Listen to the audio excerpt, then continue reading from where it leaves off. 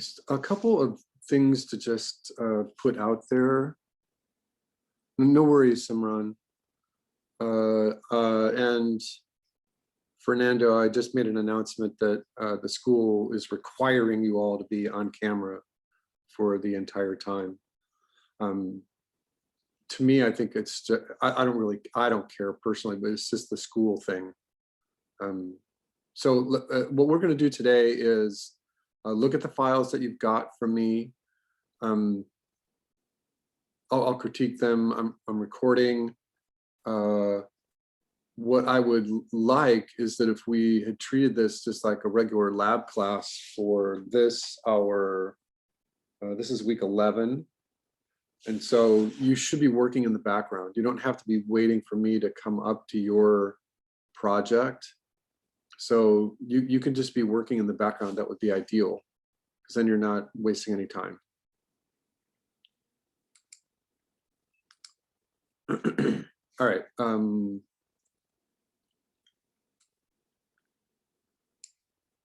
Oh, that was weird. My little drawing tool is coming up and I don't even want it right now. It's stupid Zoom. All right, so let's refresh this first.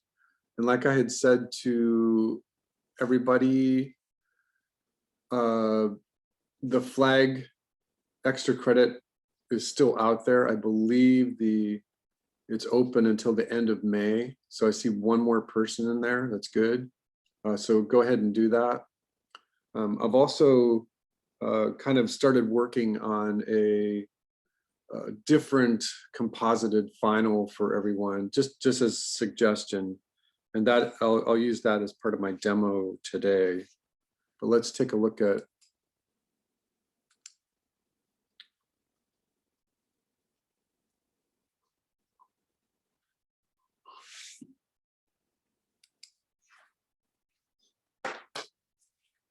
all right, Fernando.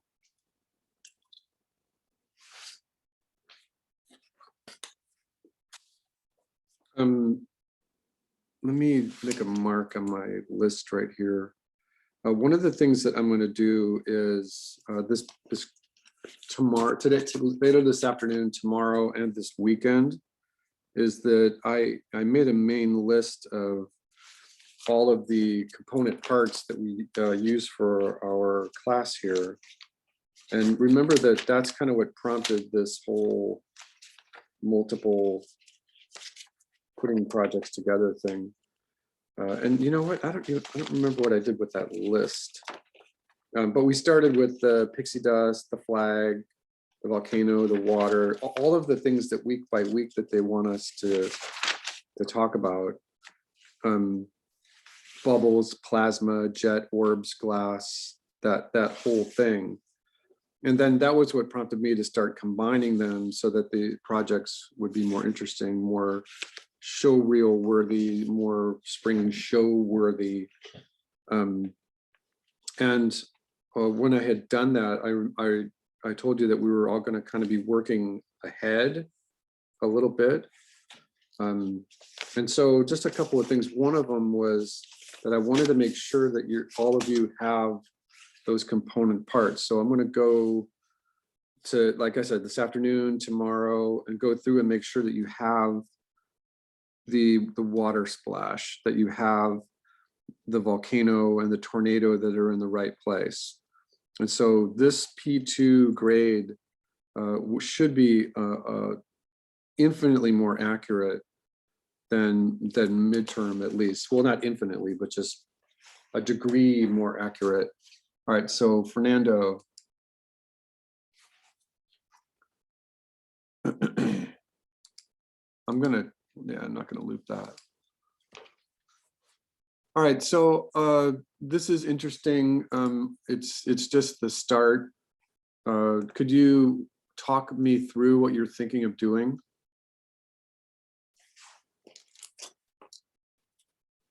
Fernando.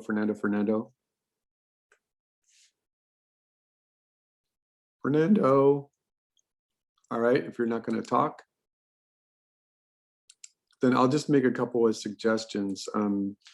I think that I like the degree of detail right in here. I think that you can strengthen up these lines and use the process of atmospheric perspective. So make these lines a little more bold. And then go ahead and take this line. This looks kind of silly right here. So take this one and just kind of bring it over here before you bring it up. And then do the same thing on this side, just not to make it symmetrical, but just give yourself a mid-ground over here somewhere. You know, whatever you want that to look like. And then and then go back and you might want to make this really bold. So for this one you want, and then this one, pay a little bit more attention to the actual geography. I think that this is just looking a little sloppy right here. I think you could make it more mountain-esque. And then when you get to the explosion here, I think that what you might want to do is think about it just in terms of, you know, what is coming out of the volcano. And think about it in terms first of just molten rock. And get this explosion to happen. And so you can kind of see what you're doing there. It's kind of like this. And this can kind of go for everybody too. The explosion is just happening. It's just right there. And then go in there and like connect these things together.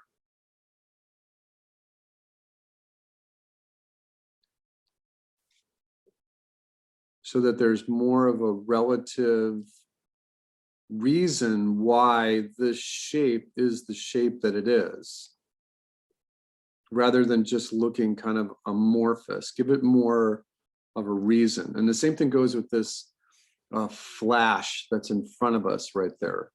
So this can even have like a different aesthetic to it. But remember that one of the things that you want to do is be thinking about what has actually happened. Stuff is coming out of a giant hole in the ground, right? So that's your main explosion. And remember too that associated with all volcanoes is that smoke, that ash. So I think that when I start doing this, you can kind of see that you've kind of limited yourself to how much smoke you can get in there because of the placement of this. So I think that what you can do ideally here is, you know, and then put some holes in it. Something like this. And like I said in my demo, that when I started doing these little holes, they ended up becoming highlights, which is fine. I'm more interested in the shape and the movement than anything. But you might find that when you do this, that you could take the whole thing when you're really close to it, and take this whole thing and reposition all drawings so that it fits inside the screen. Because right now you've only given yourself like a tiny little bit of room to do the smoke. So before you get too involved with this, get your layout in these first few frames and reposition all drawings so that they fit better in the screen. And so that if this is your screen and these are your focal points right here, and that now in this purple example here, the actual blast of the volcano is right in the middle. It's right in the middle of the screen. So that means that your volcano would be about this big. And do something with this foreground element here. You know, give yourself maybe some cartoon bushes or something, or some cartoon trees, just to give yourself a view or something. But yeah, your volcano should end up being about this big, and then that'll blue mountain range, and then the other mountain range over here. And then this mountain range right here goes to this. And then that gives you a whole bunch of room to play with the smoke coming out of the volcano. All right, and then remember that you've got lightning to do there. You've got the flashing, the black and white flashing that is associated with lightning. You've got your projectiles and your lava to do. So get to it. Get to it. Okay, so that was Fernando's volcano.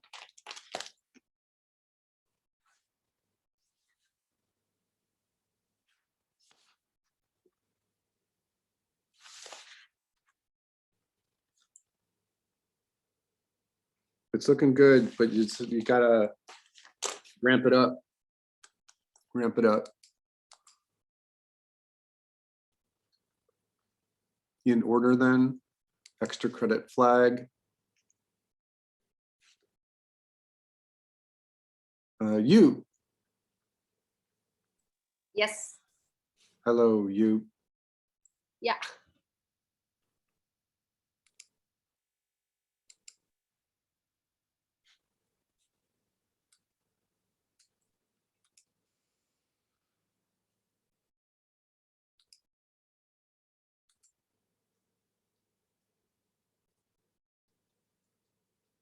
Okay, I think this is looking pretty good here, especially for the main part of it. I'm not convinced about the edge right here. And I did that little pause right there because I something just clicked in my head. And if I can get Zoom to behave itself. Fernando, I noticed that you came in and you got dropped and then you came back. I critiqued your volcano and it's being recorded. So at some point, go back and listen to the recording. All right, so you, for this flag, I think I like what you've got going here. Remember that you want the edge to be away from the flagpole here. Okay. And remember that when you're doing this, use a trace back. So don't just draw one line and hold it because, like, you know, it's looking like it right now. It's not going to work. So take this line and trace it back as close to the shape and the direction for each individual frame as you can, so that it just wiggles around. It's called a trace back, T over B. And then you could do the same thing with these little grommets. Put the little grommets in there. And remember last week when we were mentioning a couple of other flag examples that you could even have because the way this works is that there's a rope that goes to another open circle up here and then down. And so the flag is connected here. And so that you could do like a little rope right here and another little rope here and have those being traced back as well. Mm-hmm. All right, so I think the motion of the flag here is working pretty well, but this edge is really ragged right here. And I think that you can either go two different ways with this. And one is that you can make it more ragged and that you could like make it so that the edge of the flag has like just been torn apart by the wind. This makes it a little bit more difficult to follow frame by frame. And so my suggestion would be is instead of doing that, is to just nail down. So you've got the corner here working. Oops. So this corner is working right here. It's kind of got this like circle 8 like this. And this corner it's got a pretty wild line of action like that. Okay. And so I think that what you want to do is go frame by frame and just kind of figure out what you want the edge to look like. Mm-hmm.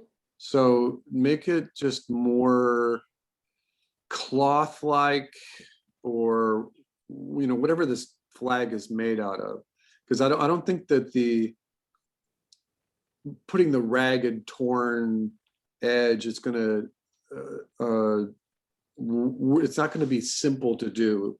I would recommend something like this. And remember that, so this is one shape, this is a good shape, and another shape would be is that you've got the flag billowing and that the bottom part is overlapping it. And so this crease, as it comes out, kind of goes into that kind of shape. So yeah, just fix the leading edge of the flag up there, and I think you'll be good. Yeah, All right, thank you. You? thank you. All right, you're welcome. Was there anybody else right here? Did anybody else? Let me just make a mark right here. Yeah, I got a new flag. Did you put it up there? Yeah, it's in the same post. Okay, let me. Where did I put my flag? Oh, there's my flag. And who is that? I didn't see the It's Matt. Matt. Okay. Okay, I got you. So, oh, right here. Okay. All right, so you had done one before, so now you're just kind of perfecting it.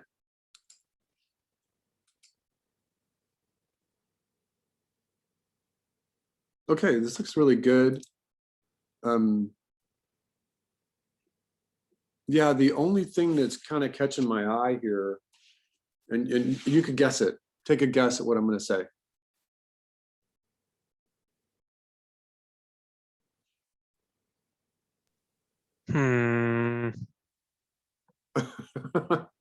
I don't know. The loop looks really bad on the LMS. Well, no. I know, I can see it. I know what I'm looking at. The loop looks really good for me. Okay. The trace back over here looks really good. I think you probably have a couple of too many creases in there, but I don't care. It still looks pretty good. It's the little sharp edges out here. The same thing that we just talked about with you. I think that if you can kind of make it more graphic and remember that the flags are just a rectangle, you know, and it's just whipping around in the wind up there. So like right there, right, like right here, that is way too sharp. This little part right here, that's just too sharp. And this bottom part right there where it stopped, that's too sharp. Just kind of remember that that leading edge out there is a rectangle. And so there's another sharp part right here that you might want to address. So just touch up that leading edge there. All right, thank you, Matt.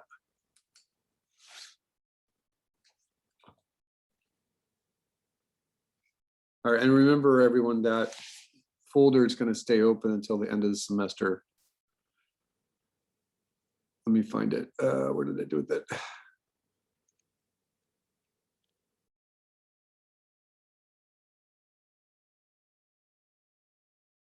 Yeah, it's all that stays open until the end of the semester.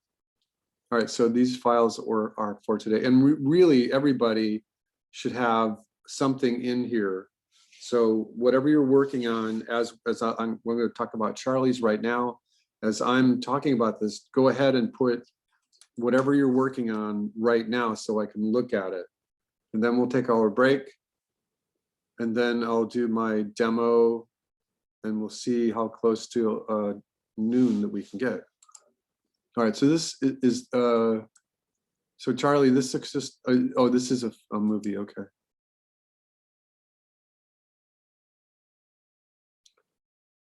Okay, so it looks like you took my notes from last week to heart, so this looks pretty good. Oh shoot, hold on a second.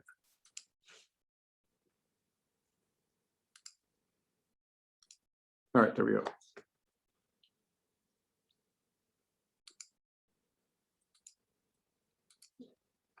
Okay. I'm just analyzing this. All right, and you said that there's going to be an explosion here. Yeah, so that little beaker is going to shake. Pretty much everything in red so far is going to be animated. Right. I just am taking it one step at a time. Right. Okay. And so in your explosion is going to be kind of just in this general area here. Yeah.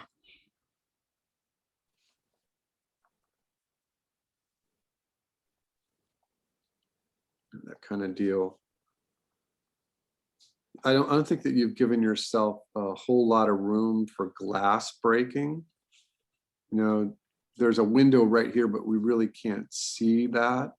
Yeah, So- I don't think I intended to do glass breaking because the window is so small anyways. It would have just Right. been like, I think it would have been more effective to like knock everything else in the background. Have like the beakers look shattered after the explosion, Right, like that cartoon effect. right, okay, okay. So there's a couple of things here. You could take this more to a science fiction kind of plasma level, and instead of just doing the textbook explosion that we did, that you could have like a pulse, and these are animating, right? Mhm. So you could have like before the flash even happens, and you remember that from our demo about just, you do the little star that starts out, right? And then the star grows to like the green sides and it gets really big. And then there's a hole in it, if you remember that demo. And then you do the white frame, black frame, white frame, right? And when you're doing the white frame, black frame, white frame, these can be silhouettes, right? Or they can either be silhouettes, or you can do like, you can treat the white as like a highlight and the black as a shadow and the white as a highlight. So you look at this and you say, if this was light emanating here, then just like replace the background with just where the light would hit the highlight. Yeah. Just, and it doesn't even have to be like everything, but look at it, and you can adjust it as you're going and concentrate on the area here and the beakers over here, and then do the same thing with the shadow, where then you switch between a white background and then everything that's in shadow, it's a really intense shadow. And so you just do opposite. So everything has got this really high contrast shadow on it. And so that's another option right there. But my comment here is that before that, it might be kind of fun to do a really fast concentric circle plasma blast. So it would just be a series of frames, 1, 2, 3, 4, 5 frames, something like that. Right before the flash happens. So, and that would just be, and you could think about it in terms of whatever these concentric rings are, they're just like total rings, thick rings that are maybe just an actual circle from Toon Boom shape kind of deal. Mhm. And that there may be 4 pixels thick, 4 pixels thick. And then you can put a blur and a glow node on them. And remember, it's only 5 frames, but it might be more interesting just in terms of narrative. All right, and then the other thing that I'm seeing is that these curtains are there. I think they're moving okay, but consider a downwards flag, and so you can have more of a wave in there, and more of a wave right here. And then it's just the same thing. So you've drawn them okay, and I think it's a nice little win, but I think that try to work in a downwards wave on the leading edges, the near and the far edges of these curtains. So what that means then is the same thing as always, that you animate from this node downwards to this node for however many frames, 8 frames on 4s, 8 frames on 3s, whatever works, 6 frames on 3s. And the same thing with that, you work from this node to this node, it goes, and the wave goes downwards. It's just like a downwards pointing flag. All right, and then so when you're doing that, get that working, and then just trace back the upper flags, the upper fabric. You know what I mean? Like So have it. So you take the shape and you finalize what you want the actual aesthetic to look like. of the drawing, and then you just trace it back for however many drawings that you decide. Okay, so it doesn't look static. So it doesn't look static. And so it's just Okay. wiggling around a little bit. Just wiggling around. And then I think that, you know, this is good. This is good. The explosion will be good. The cracked glass, this is good. The only thing that I would really, really, really like you to think about is, and I'll just do it for you right here. Just think about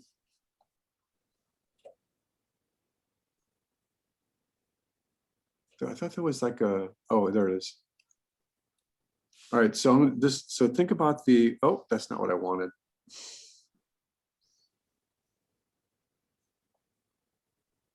All right, just think about the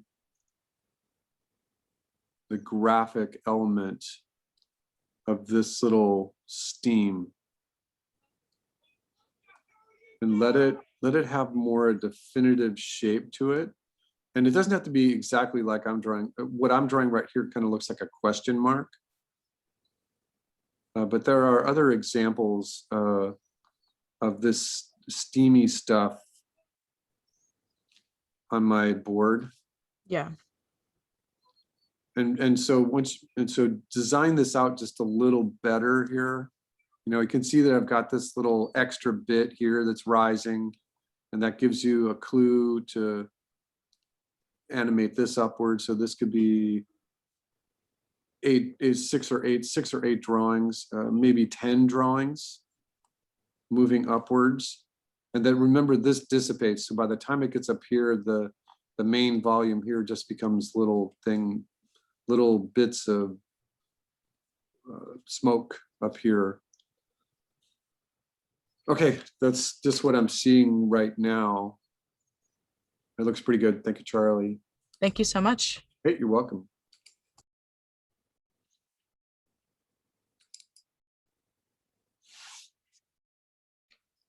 All right, Simran. I went and changed my overall design that we turned in from our the in-class theme. Right. So I changed it up.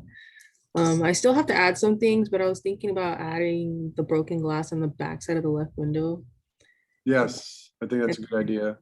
And then I was thinking about having rain and like a little lightning effect on the window on the other side.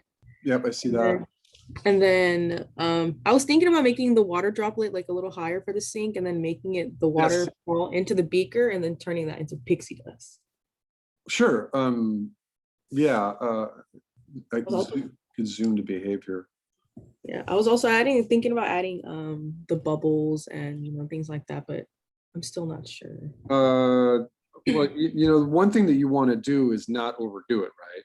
Okay. That you don't want to make it look like it's just a grab bag of every single effect that we do for the class. I don't think that that's necessary. I like this idea of the broken glass here. Mhm. But I think that in terms of the narrative, I think that you would want something to happen here. And I don't think there needs to be an explosion. Okay. Because you've got this little microscope here, it might be fun to play with something coming alive right here. Okay. So you do an orb. Remember we did our orb last week? Mhm. So you get this thing to grow and think about it. And this goes for everyone when you're thinking about anything in animation, is that the first thing that you want to do is kind of think about what it sounds like. So this thing is like, right? And this grows. So this, and then it can explode the microscope, or it can tumble the microscope off or whatever, or it might be fun just in terms of a special effect if this orb starts to grow and then the microscope turns into pixie dust and then just disappears. And then the orb kind of rises and it shoots over here and breaks this glass. And I think that helps you with the overall visual narrative.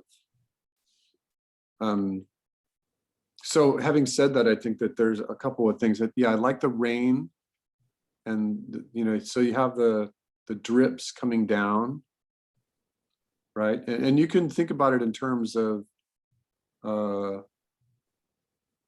old school cartoon, and you can try this where you just have a couple of different shapes like that. Mhm. And then you just animate this shape going down. So the idea would be is that you want it to cycle. That's one of the main components here, is you want to try to get something like this to cycle. And so you get this to go all the way down, and then this whole shape here becomes just a couple of little droplets. And you're going to have to animate this like maybe 12 drawings, going from here, this position to this position on 4s. And so you don't want it to like be just animate off the screen and then all of a sudden jump back on again, because it's a little too jarring. Mhm. But I think that, so everything looks good. I think that what you may want to do here is just give yourself a better aesthetic. You know, and remember, when you do that, just doing that gives you a really good insight into how you want your overall aesthetic to be. You could put a little hole right here.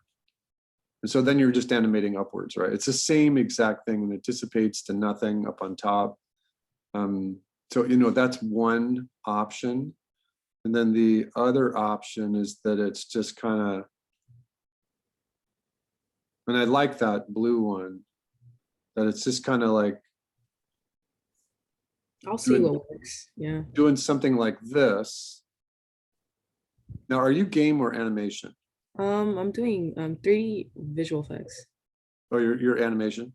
Yeah. So consider doing this. I mean, either one of these will work. Is that this, whatever this beaker thing was doing here, it came out of the beaker really thick and furious. And that as it gets up towards here, it dissipates a little bit more. All right, so it just kind of breaks apart. Oh, I erased too much. That's okay. So it just breaks apart. Actually, that fat brush right there kind of helped the point that I was just trying to make. So something like that, right? Mhm. And so you animate this so that it's cycling, and remember your nodes, right? Yeah. There's your nodes right there. And there, this one, it just really dissipates. So there's your nodes, and there's your direction, your arc. But when this orb comes alive and does this, as soon as it interrupts here, I'll explain this really clearly. Like some So- space open in between. It interrupts the smoke just for one cycle. And so this smoke right here, this little steamy smoke stuff right here Mhm. is, and again, just it looks like it's a daunting thing, but it's not, because you just literally animate the nodes, just like we do for our smoke, except that this is just a little more simple and spindly. And so here you've got probably 12 drawings or 10 drawings. And remember that if you do this on 10 drawings and this on 12, that it automatically is better for your eye, because then things aren't looping in the same keyframe. So then you get this working, and then you copy and paste it down the timeline. Mhm. And then for whatever this little orb does, this is new. And what happens here is that the look of the smoke here, it gets interrupted and gets pulled along with the direction of the orb pushing it. So just the center part, it's like it pushes through just for this cycle, and then go back to it at least one more time. 1, 2, 3, 4, 5, you know, keep it in 6 or something like that. So and then it begins the loop again. So this it's like an upset. It upsets the cycle. And so you just kind of like get the smoke to go this way instead. And then you continue moving it upwards here so that it catches back up to the main loop. So that would be really fun. And you could use that same technique here for either one of these two steamy smoke examples. Okay. As far as your water goes, I think it's a little unrealistic to have just a water droplet splashing really big like this. Mhm. I'm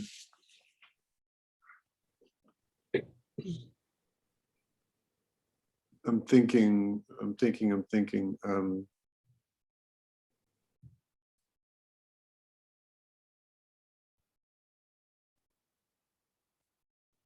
Well, don't know one if, like, thing, the orb somehow like turns on the sinks, but I'm not sure if that's. one thing that you might want to try, and this is kind of up to you, is that it's just a slow little dripping of water. And so it's unrealistic that this little drop of water would cause any bit more of a splash than just like this, Mhm.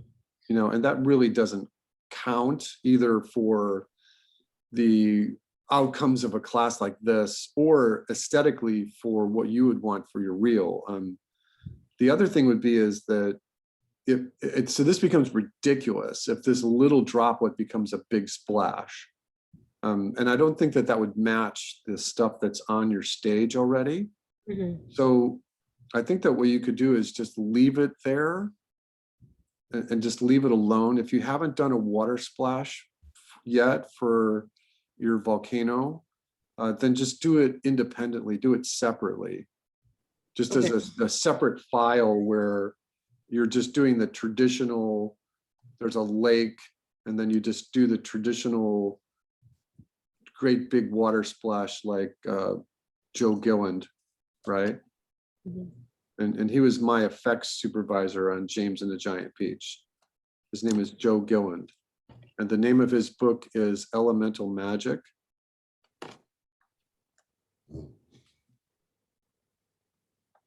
And so just do a visual research for this online. You don't have to buy the book. Okay.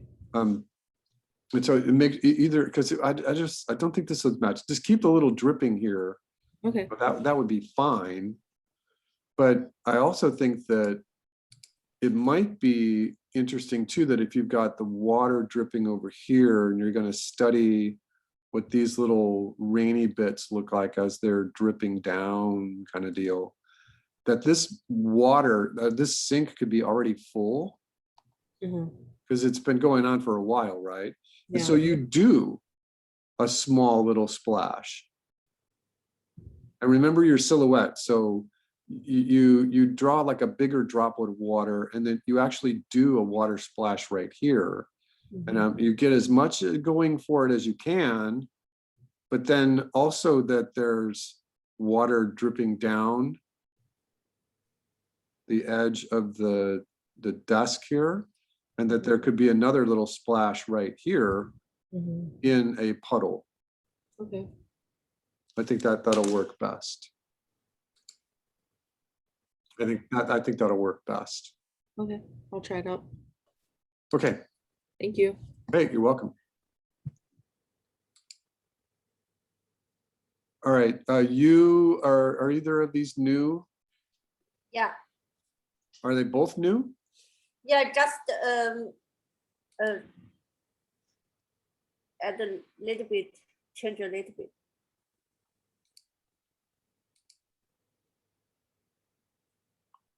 This one change the color. Right. I think it looks good. Yeah, you fixed the leaf. Make sure you submit it to the spring show. It looks good. Oh, I think spring show's already due. Is the Oh, deadline passed already? yeah. All right. Yeah, it looks good. one thing that you might want to do is define what the fire's burning here. Oh, So you've got this like gray thing, is it a log or whatever, or is it a tree? So just define what that is. That's the only thing that's catching my eye. It looks good. okay. Looks good. And then the other one.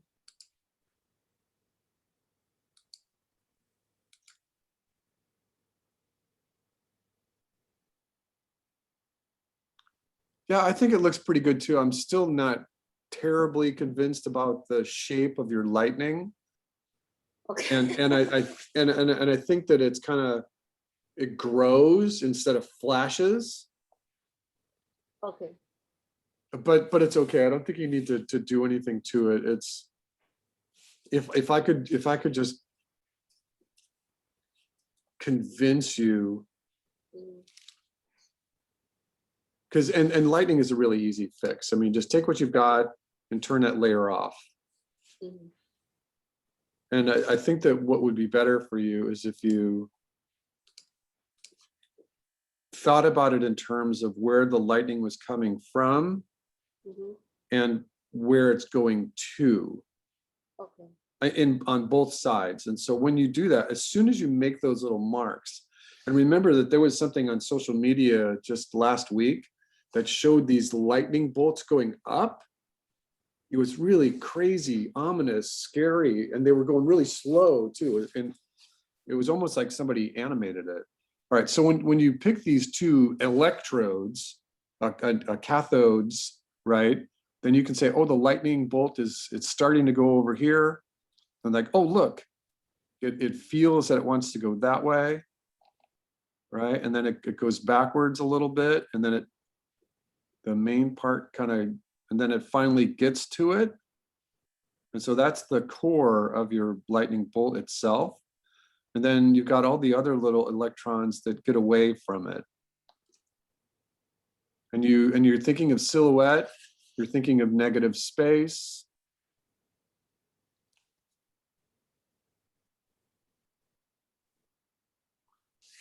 And you're thinking a couple with thick parts and a couple with thin parts. Mhm. And I think that that will help you. Just even that little sketch right there is more convincing. And then on this side, you start from here and go to here, and then just make this one a little smaller. So it goes out, it comes back in again, it goes out, it comes back in again, it goes out, and then back. So this one's just really simple.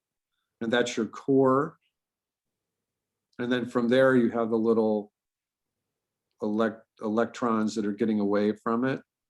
Mhm. And remember, you just want to kind of think about negative space. You know, how much do you have to work with? And something just that simple over there works pretty well. Mhm. And so this is the both of these are the third drawing in the sequence. So I'll do this backwards, is that the middle drawing in the sequence is just that. And it has the little bit of tendrils on it. So this is drawing 3, this is drawing 2, and drawing 1 can just be, so if you've got this going right, left, then it could be left, right for drawing number 1. So it gives a little wiggle. We didn't talk about this, but if you have a science lab, and some of you have that little lab that's going, so and you wanted to emulate sparks instead of just lightning, so you get this working so that these are your cathode and anode, and that the first drawing looks like this. And this would be for any kind of chemistry lab. So that's your first drawing. And then the rules of special effects is that you make this the third drawing just as opposite of it as you can, like that. Because the idea is that the lightning wiggles, or the electricity wiggles around. So you got the blue, the white, and then go crazy with it and go opposite of all of it. So you just do 3 frames that are just repeating, and they can be random too. You can because it's moving so fast, you can do blue, yellow, white, yellow, white, yellow, white, blue, white, right? And then you can put any other kind of variety in there too. You can get, so you can kind of, if you're playing along with me visually here, you might even be able to see what this looks like. So this is a really great thing for a chemistry lab. And again, with that little notion of what it, how it animates is what it sounds like, right? It's pulsating between the two electrodes. All right, so that was just a little thing right there. All right, thank you, you. Thank you.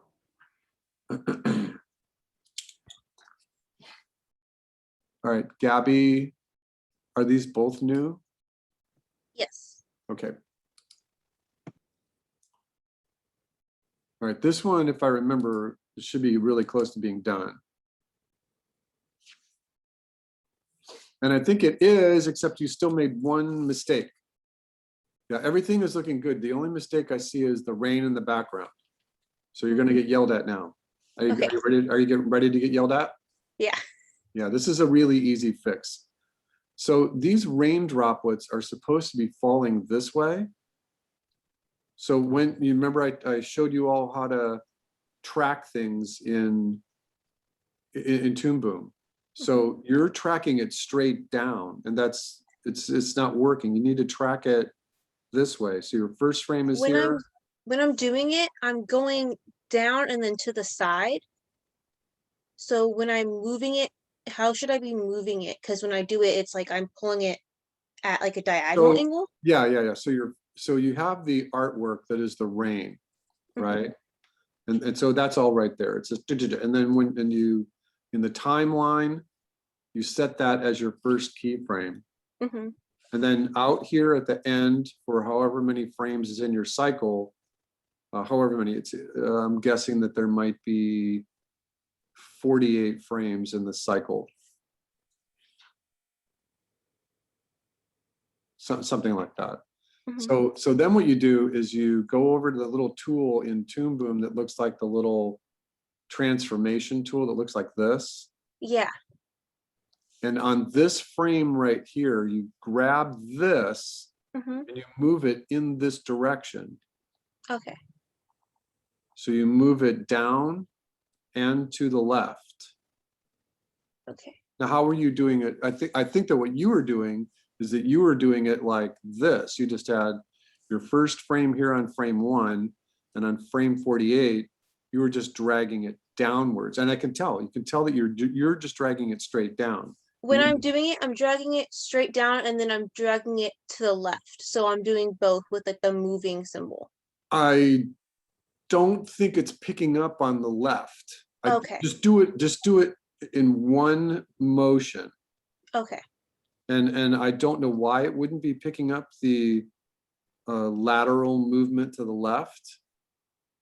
I'm not completely sure why, but the only thing that Toon Boom is doing right now is dragging it downwards. Okay. Everything else looks pretty good. Okay. You know, the other thing that you could do to make this just like freakishly awesome is how you have these like white lines, and these are in the lava that are on your background. Hmm.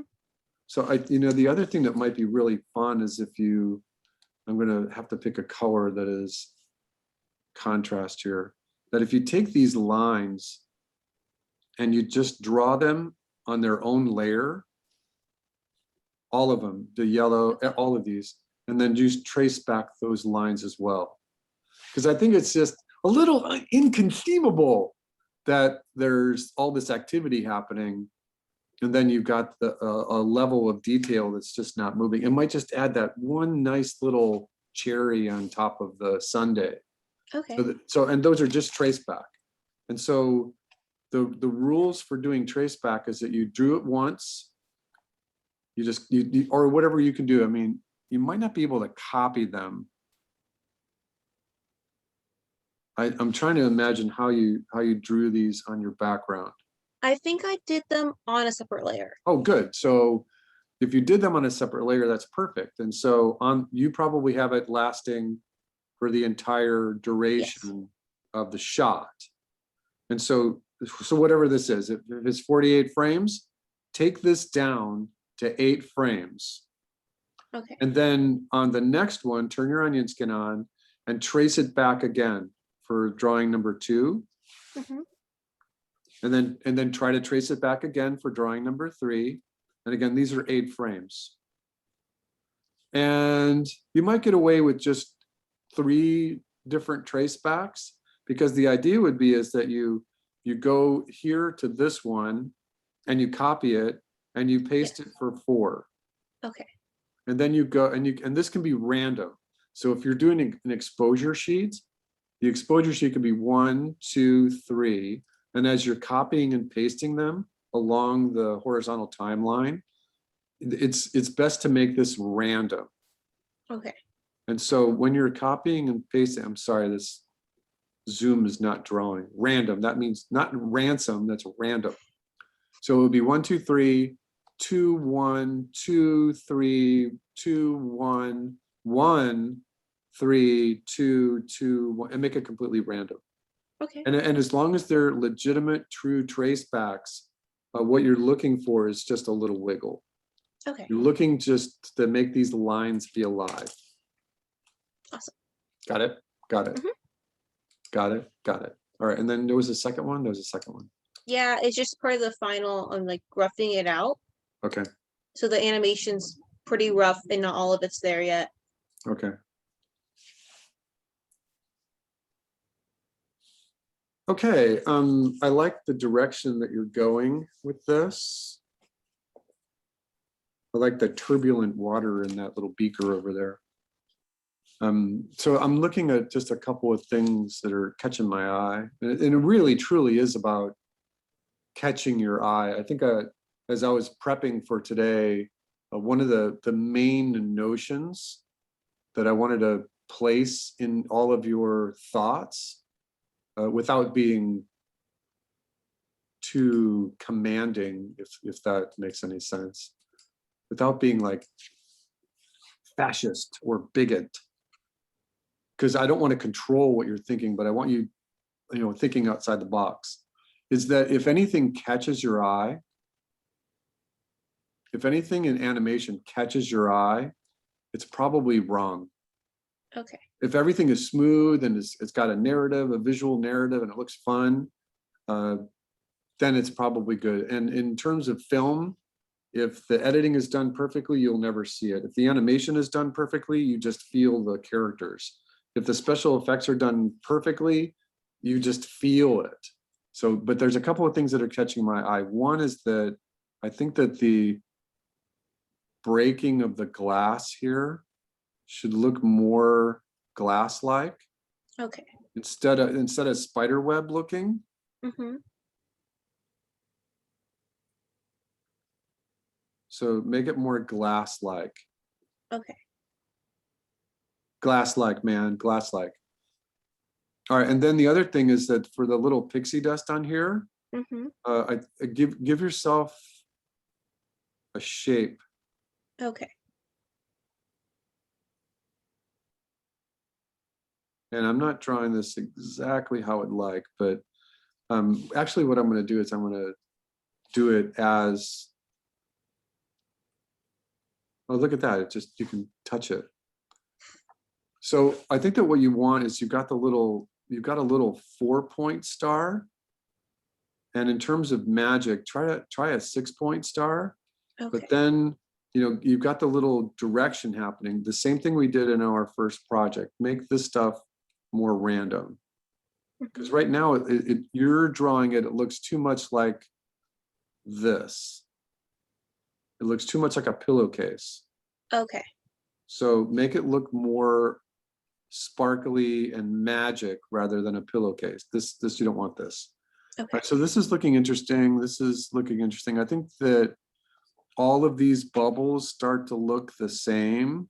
Mm-hmm. So in order to raise the bar on the bubbles, if you copy and pasted these in the timeline, you can go in and readjust them a little bit But if you Okay. copied them, all the frames in the timeline and paste, you might end up having symbols. And Okay. that for whatever you do to one, it's going to happen to the other. Mhm. The idea would be making this more random. Okay. All right, and then I think that are you animation or a game? Animation. So I think that it might make sense that you do a little hand animation up here, and that you actually have her pour the potion. Okay. Yeah. And then think about the potion, because I think that it's too much of a wave, too Okay. thick of a wave. I think that you might want to just make it more gentle. Okay. It can get thicker down here. And then think about your colors too. You've got a dark blue and a green. I think that you might want to make this blue and green instead of green and yellow. Okay. I might be wrong, because you just want to make sure that your audience can see it. The idea is to maintain a better silhouette. So if you've got your arm here, and you've got your hand here, your thumb, and your little potion bottle, I think it's going to be better if you utilize this space right here, Mhm. because right now you've got it touching her elbow, and that's technically a tangent. So Okay. keep the potion just in this area right here. Okay. All right, so let me see if there's anything else before. All right, so make the little crack on the mushroom, on the little mushroom container, make it look more like a crack, Okay. because I think you're using your brush is too fat. And you're almost obligated now to do something with this guy right here. Yeah, I plan to. I just haven't gotten to it yet. You know, it might be fun. And I talked to the executive director about this at one point. And I think that there is a way to do it in Toon Boom, but it's been elusive to me for quite some time as to how to animate a gradient. But Okay. instead of animating a gradient, I think that what might be fun here is if you copy this shape right here Mm-hmm. and use it in its own timeline, and you copy and paste that shape, just like the pencil line, Mm-hmm. probably 8 different times on 8s. So Okay. 8 times 8 would be 64. And that might extend your loop a little bit, but too bad, right? You know, also I think that the pixie dust should be falling further down. But when you Okay. do that, when you do this, use a radial gradient, right? Mm-hmm. And then paint each one of these so that they ramp. Okay. So if you want this to be brown, so go from brown to, I'm thinking here, maybe white. And you can pick, you just, but what you do is you go into your color picker and you pick, so this is blue, and then you pick another color that's halfway between this one. So this is blue, blue, white, and this one is blue, white, white, Mm-hmm. and that's white. And then you go backwards so that you paint them different colors. And so the color is animating. Oh, And cool. again, again, it's like, and you go back and forth. And so that it goes blue, blue, blue, white, white, blue, white, white, white, and then you go backwards. Mm-hmm. So this Okay. is not random. This is actually animating. And so you go backwards, you do this one is the same as this. It's blue, white, white. And then this one is blue, blue, white, Mm-hmm. and then blue again. So you don't Okay. need this one because Just this loop it. this was 1, 2, 3, 4, 5, 6. Blue, blue, blue, white, blue, white, white, white, and then go backwards. And so it pulses. Okay. And use a radial gradient for each one of them And it might be really fun. You could also put a transparency on it and a little bit of a blur and a glow. Okay. And then if you like this, you might even like have a little bit of pixie dust that's just like magic that's kind of sparkling around it. Okay. That's what I see right there. Awesome. Okay. Thank you. Okay, you're welcome. We have 3 to look at right here. Let's take a short break. Take a short break. Take 20 minutes. We'll come back at 10:36.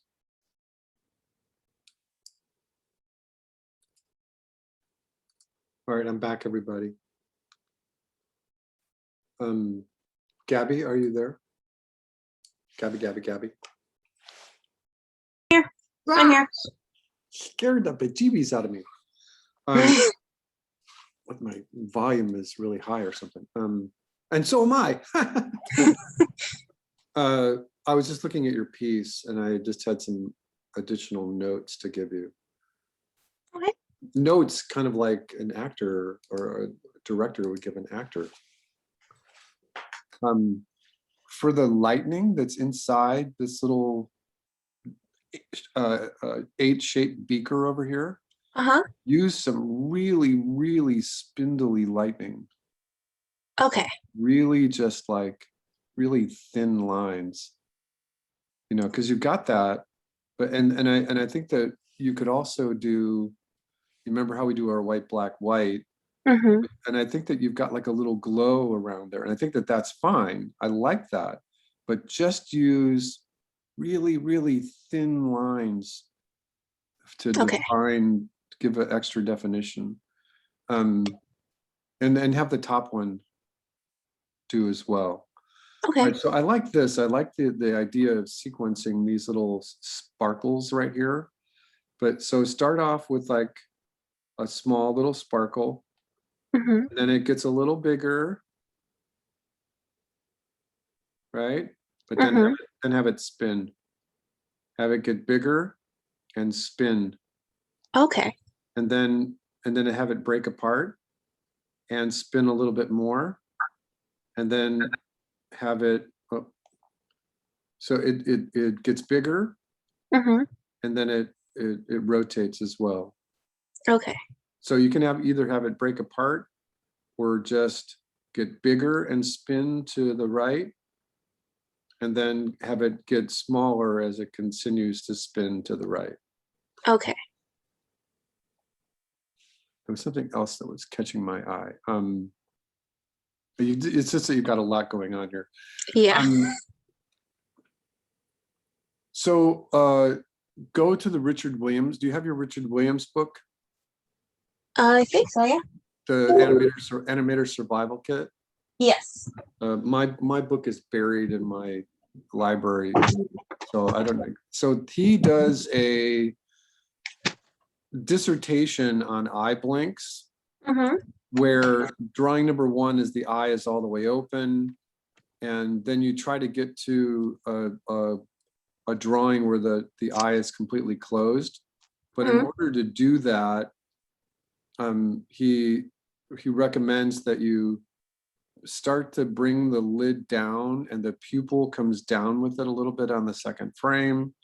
And then on the 3rd frame, it's like this. And then on the 4th frame, it's completely closed and then it opens up again. So it does the opposite of this, but you can, sometimes it works if you do the arc the other way like this.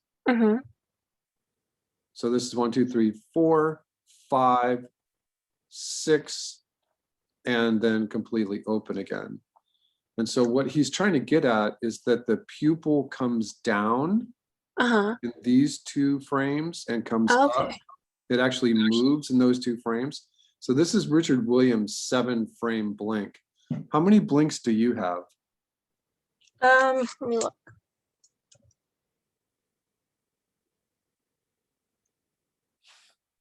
She's blinking twice, and then it's 1, 2, 3, 4, 5.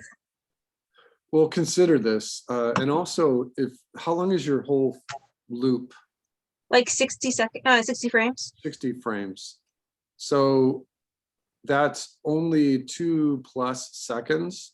Mm-hmm. So you may want to have her just blink once. Don't have her do it twice. Okay. Because when it's looping like that, it's like she just becomes crazy, right?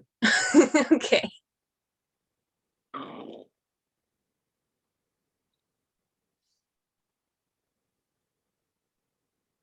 All right, we'll continue our discussion with that as you bring it to me next week.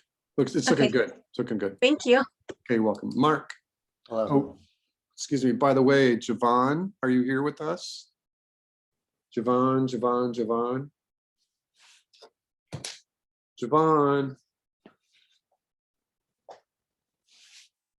Could someone turn their chat on and see if he's responding? Javon, are you with us? Javon? Hello, Javon? Javon Ricketts, Javon?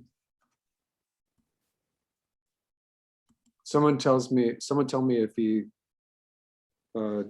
comes in on the chat, please. All right, Mark.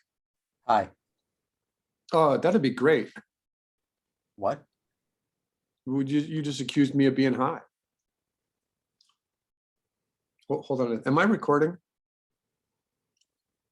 I think I Yeah. am. That's fine. Okay.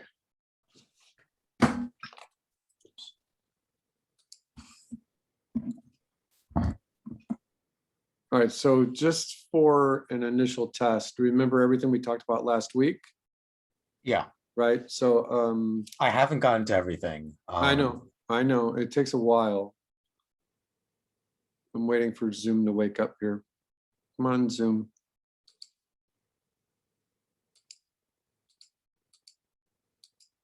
All right, this is moving too fast here.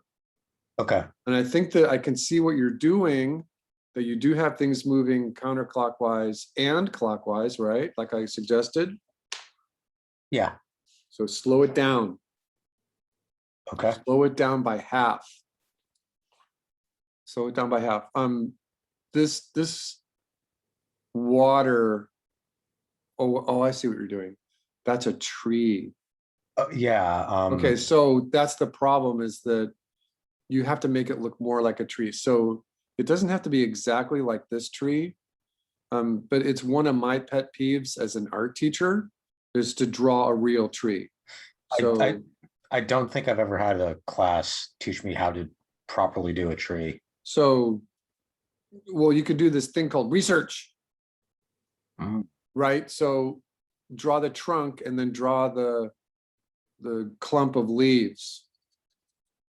You know, that looks more like a tree, because the problem is that when you drew your tree, it's looking like a giant piece of broccoli, and it's not, and it's confusing because this is supposed to be a cauldron, and it's really close to what should be a water splash, right? Yeah. Remember our discussion of water splashes? Yes. So because of that, it's just a little confusing visually. Pick a tree. And I think that just a normal neutral tree is just you draw the trunk and then you draw a clump of trees like this, a clump of leaves like that. And so you've got the roots here. I think that what you may want to do with this tree is the same thing. Just draw the trunk of the tree and then draw the cluster of leaves, and to make these two things kind of belong to each other. So that look, and you don't have to draw any more of the roots than that. Right, you see that? Yeah. All right, and then I think that your sequencing can be is that the tree doesn't have to just move upwards. I think it can evolve. I think that it can start out as a small tree, and then it can get bigger as it grows in the cauldron. And you could do it over the course of 5 frames. And so I like what you're doing with the little scrolls here, but I think that what you would want to do is you want to scale them so that they're smaller when they come out, and that they're medium when they go on their arc, and then they become a little larger. So draw like a small scroll, and then as it comes up, it gets bigger. Right? Uh-huh. And then I think that just copying and pasting and going on an arc, you can achieve that effect. All right, so work on the shape of the smoke right here. I think that there's a lot better way to get that aesthetic working. Okay. So yeah, slow this down. What is the thing that comes up? The sword looks like a giant sword right there. What is that? That is the crystal. Oh, I don't see a crystal in here. Oh, this is a crystal? Yeah. Okay, so this looks like a house. So make sure you draw it more like a crystal. Okay. Yeah, I I think thought you were that- doing like a little witch's house. I think that's the most insulting thing anyone's ever told me about my art. So And so this looks like a sword coming out. So research what the crystal looks like and use the same size sequencing here for all of the little pieces that come out of the cauldron. Because I think it'll work. So we 1, 2, 3, 4, 5. There's 6 frames here where it gets really big. I think the crystal doesn't have to be straight up and down like you've got it. I think that you can try some sort of slight rotation. okay, yeah. That sounds good. And you might want to go back into like the history of graphics for games and figuring out what a 32-bit crystal looks like in some sort of side-scrolling game. I imagine it's going to look something like that. Yeah. I was actually thinking of there are these crystal caves in Donkey Kong Country 3. Oh, right, But that's Donkey Kong Country, which is technically 3D. So right. But my guess is that they're going to look more like crystals if you make them like that. okay. And often crystals are attached to like a little bit of stone. Little calcified stone. Yeah. Or, it's up to you whether you want to put that in there, but I think that kind of look is going to be more crystalline. And what is this thing right here? That is just magic potion. And so there's a bubble that comes out there. That's, Okay, so make it look either like a beaker, right? A round, a perfectly spherical beaker, or the chemistry one where it's more conical shape. okay. Either one. But right now it looks like a coffee maker. Okay. It looks like a inverted coffee filter. All right, and Okay. this is going to be animated, the little flame. Yeah. I was gonna. And it might be fun to put a oh shoot. It might be fun to put a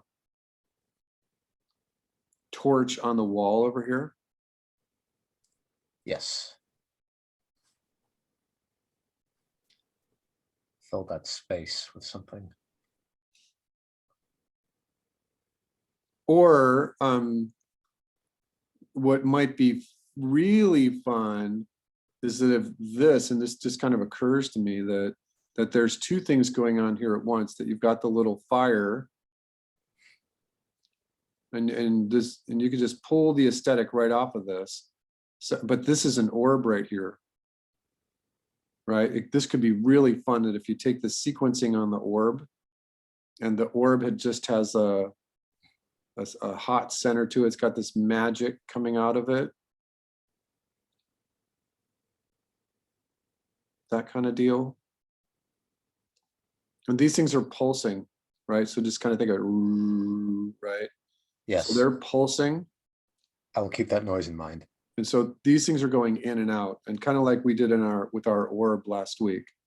And then just kind of the same thing we talked about with ramping the color here is that give yourself in your color view here like 8 different colors with a radial gradient, and just ramp it so that it goes from purple to green to purple again when you're painting this, so that, you know, if you look at me in the monitor, so it has this Yeah. effect of like, so try that. So, Okay. so you've got an orb that's on fire. That could be really great. So I would highly suggest like an orb on fire right there. Okay. I don't think you need to worry about any smoke, but just put like a torch on the wall, like one of those medieval torches.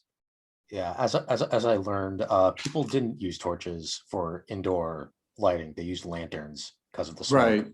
Yeah, but as artists, we don't care because this Yes. looks better. Yes. This looks cool, right? Yeah. All right. Also, it's magic. All right.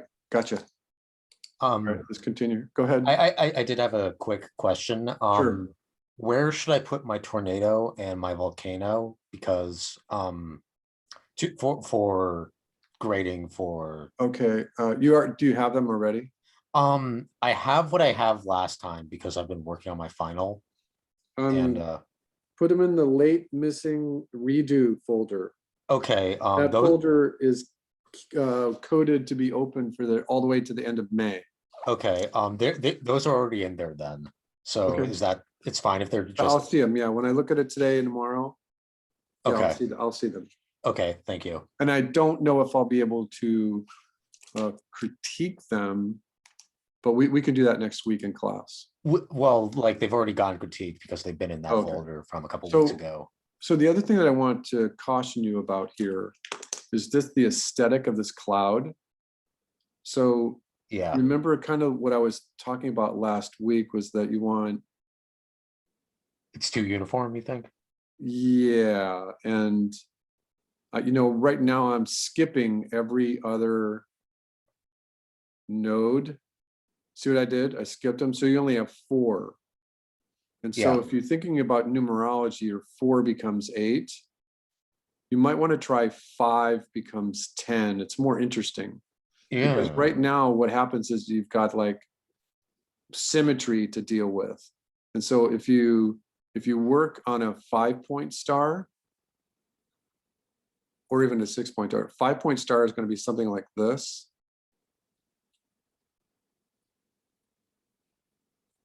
Right. So if you're just thinking about how to get it look, how to get this little cloud working, then you do just kind of what I did here. And this one's big, then you have medium and small pieces, and then a bigger piece, and then medium, and then keep going with it.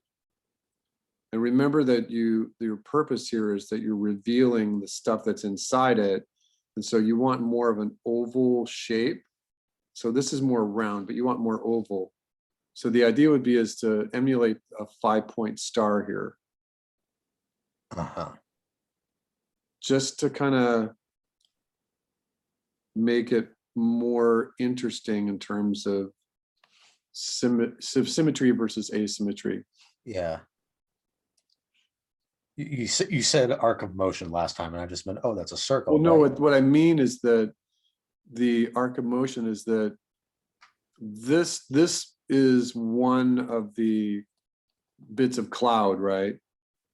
And Uh-huh. this one is gonna move clockwise, and the arc of motion is that the little node here goes to this node. And remember, it's special effects. It's almost 75% of what we do is nodes. So Yeah. and so this node moves on an arc. And so don't just kill it and go straight across. That's wrong. Make Yeah. it, make sure it goes on its arc. Yeah, I did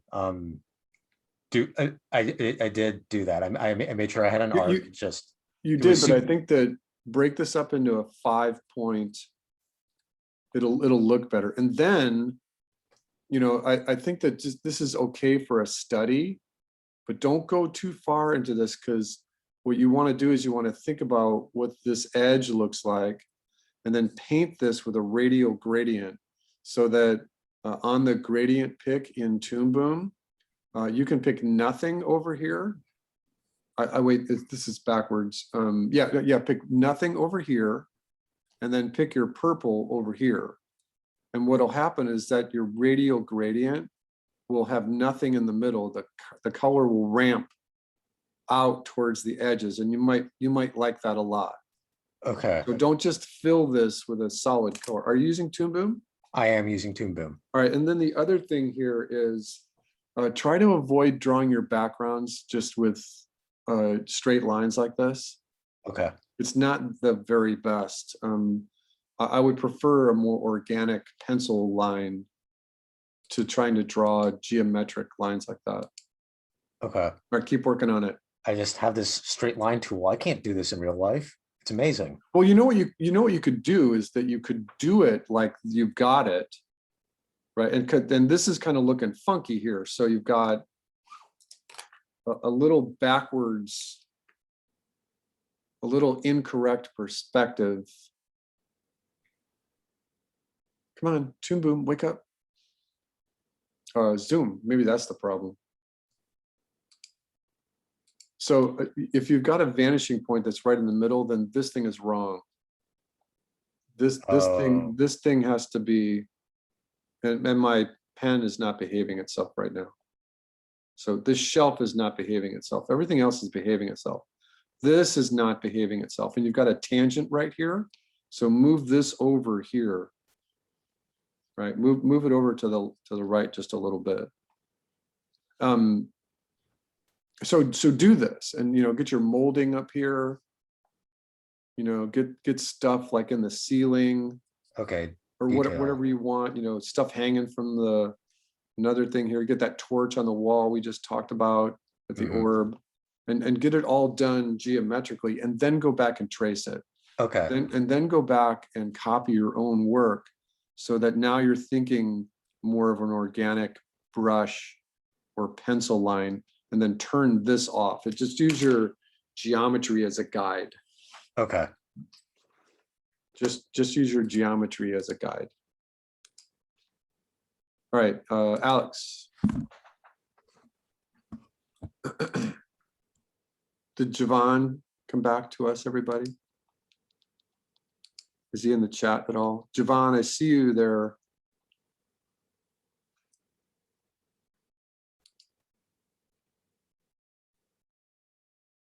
Is he chatting at all, anybody?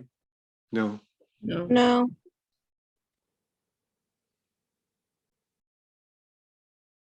Oh, sorry.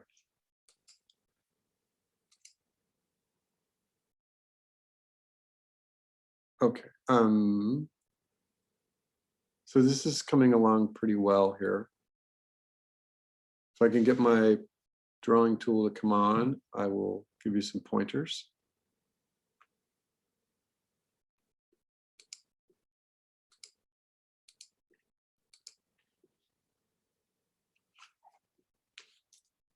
All right, I forget whose is this? Alex? This is Alex, okay. All right, I'm studying it. So I think your lightning is okay. I think that both of them, they tend to just be a little too straight. I mean, even me drawing that green little X right there means that you're in somewhat of aesthetic trouble. I think that once again, when you're doing lightning, you want to pick the anode and the cathode, the positive and the negative. And remember that it's lightning, and so it's moving very, very quickly. Lightning does not always move at the speed of light, but it's going from this position to this position, and it's trying to find the path of least resistance. So it's going very quickly, but it's also very energetic. And I think that that's the thing that's missing here, is just a little bit of energetic kind of line. And so I would recommend something like that as your core, and then let the other bits of electrons go out from it,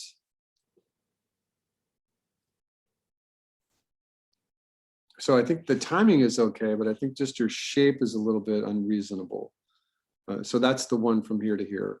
And then the other one, oops, I should not pick blue. Let's pick a darker blue. So pick your positive and your negative. And remember that they don't need to technically touch anything, but I think you want to do the same thing, is that you start out, and remember what we did for pixie dust is like no two parts of the drawing of the dots that make up the pixie dust should ever be in the same place, because then the apparent motion will die. You could do the same thing here. You know, it doesn't have to be exactly like this. You might want to try a little shape like that.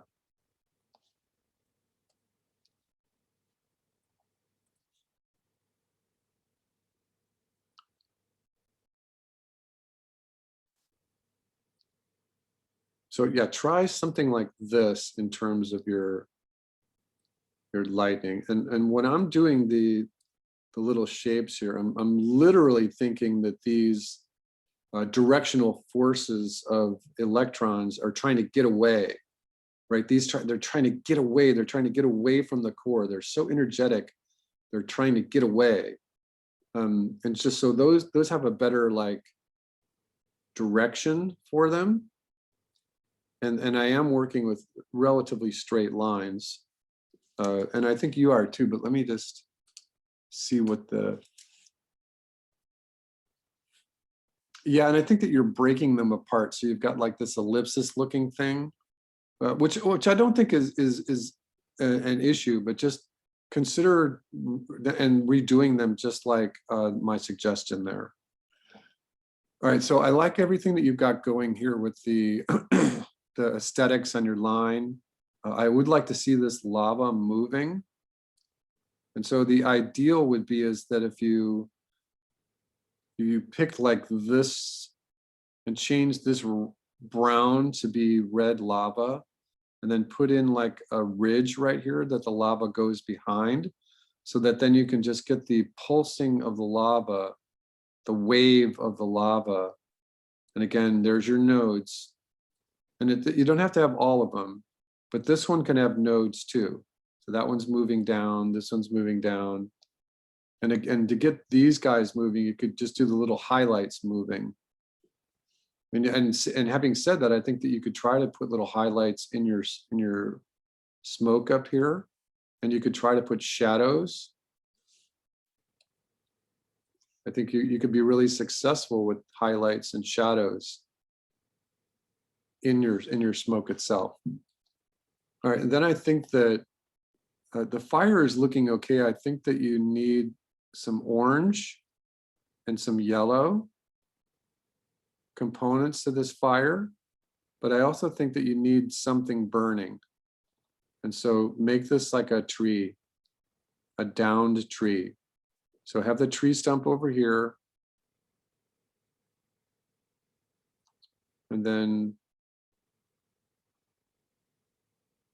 give yourself a little tree stump. You got some dead space happening right here. I think that the water splash looks okay. I think that what might be really nice is if you just take, this is the foreground, give yourself like a mid-ground series of mountains in the background.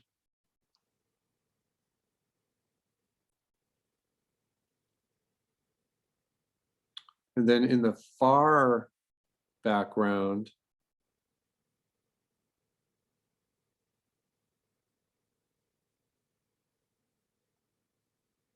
something like this.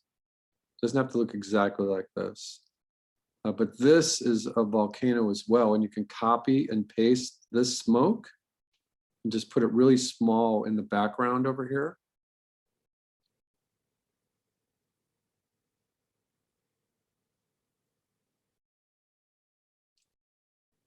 Now that's kind of unrealistic because volcanic smoke, volcanic ash doesn't dissipate, but it would, it'd be fun to try it. Remember that you do want to have some projectiles, right?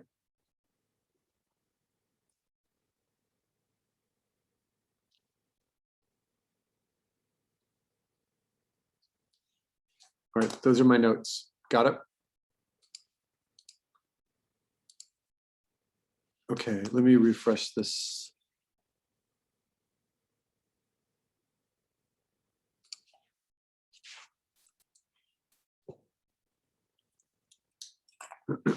Okay, let me go back to discussion.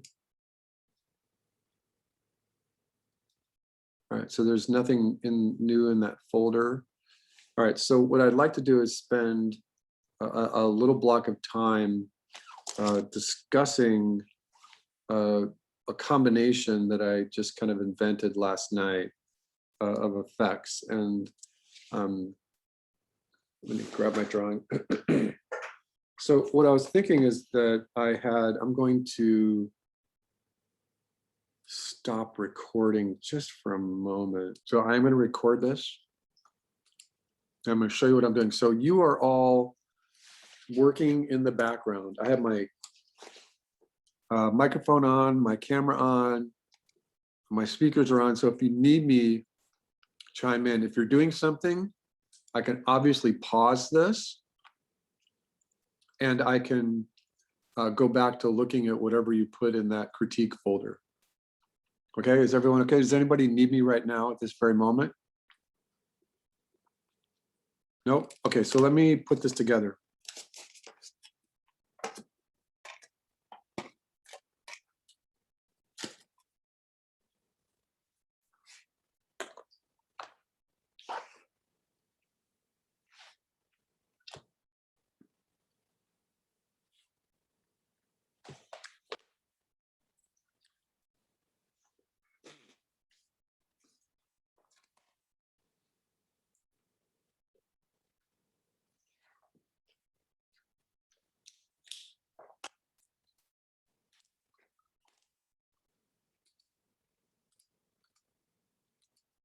Color card, drawing layer, BG, BG.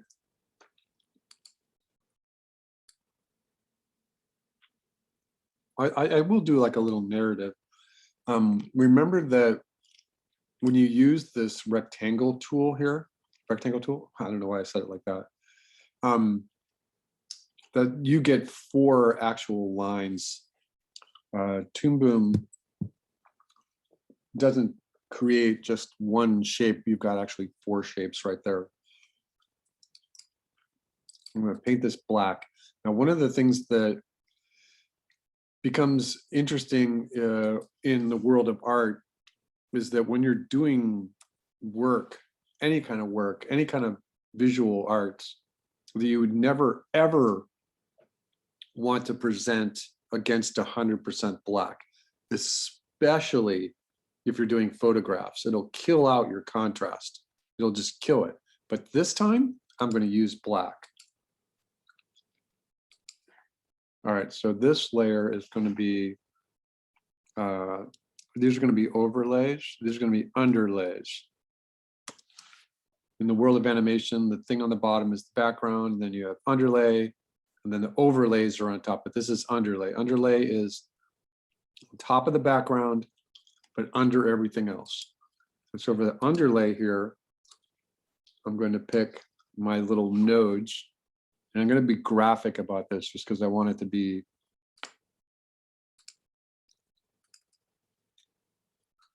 clean.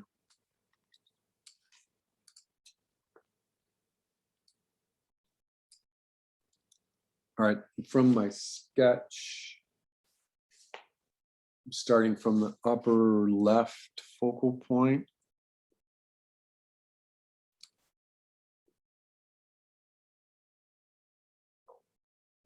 Going to a lower right focal point. And these are not traditional cinematic focal points, but that's okay. All right, so I'm going to paint these with a radial gradient. And I'm going to pick this one to be green. Oops.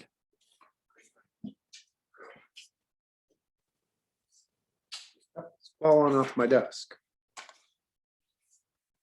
Let's bring this one to the right. All right, let's try something like that. I'm going to go radial gradient and paint it.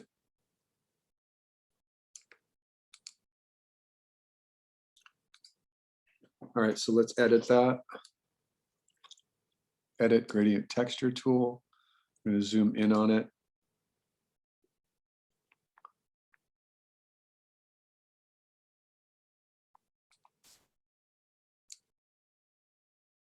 I think if we squish it down, might be able to get some sort of highlight. So if we have a light source that's coming from the actual blast itself, that might be kind of fun. I'm not convinced that I like that line there. I might, let me edit the other gradient.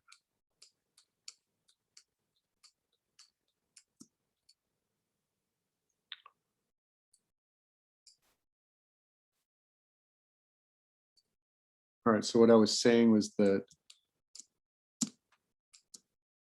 those two should point at each other. I'm not convinced that I like this green line right here. If we do the contour editor, we might be able to just pick the line and delete it.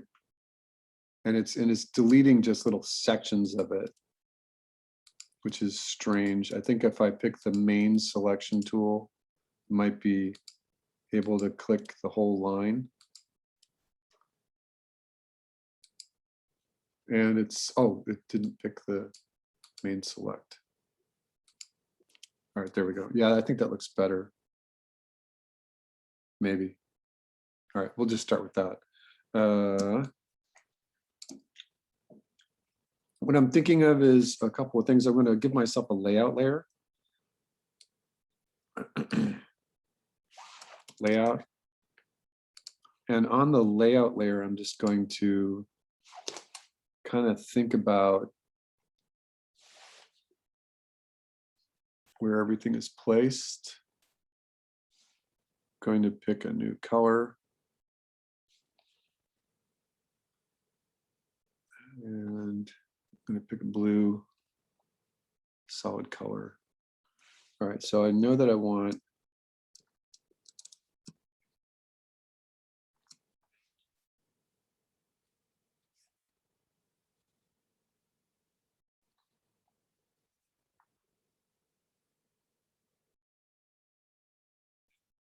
and then I know that I want, let's see if we can get this just to be really graphic. So this is just on my layout layer. So I'm going to pick an oval and I'm going to rotate it.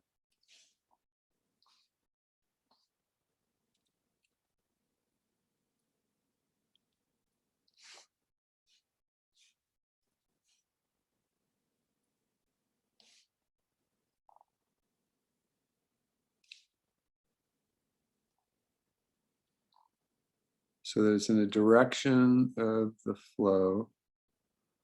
And I want the center point to be right where it's coming from the electrode. That's fine. All right, so that's just my layout. Again, what I'm thinking about is something like that. Right, so then from my layout, I'm also going to give myself some those little radial spikes. And I'm thinking silhouette, I'm thinking give everything its own space.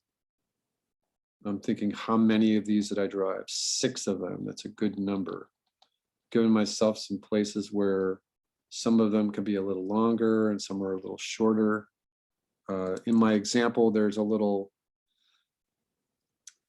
plasma explosion that's going on right here. I think I might like to interpret that with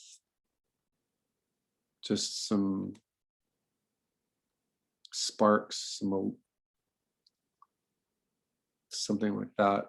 So this, I believe from our example, this little oval here starts out really small and then it grows and disappears off the screen. And so it just diminishes, but there's also a series of ovals that travel down the length of the plasma blast itself. All right, and then the other thing that happens here is that there is a wave. So just like our flag, just like our lava, just like the smoke, there's a wave that traverses the length of this plasma blast. And I think I might have made mine maybe a little too thick, but this is just the layout. So it's fine. I can make it a little smaller. So what I'm thinking is that this is a node right here. This is the tangent, the highest point of where this wave would be. And so if I take this wave and I'm trying to be like explanatory about it, didactic about it, just this top one, that this is the top and this is the bottom of just this part of the wave, that there's part of that wave we don't see, and that's over here. And so this node goes from here to here. This node goes from there. This node goes from there to basically to here again. Oh no, I'm sorry, hold on.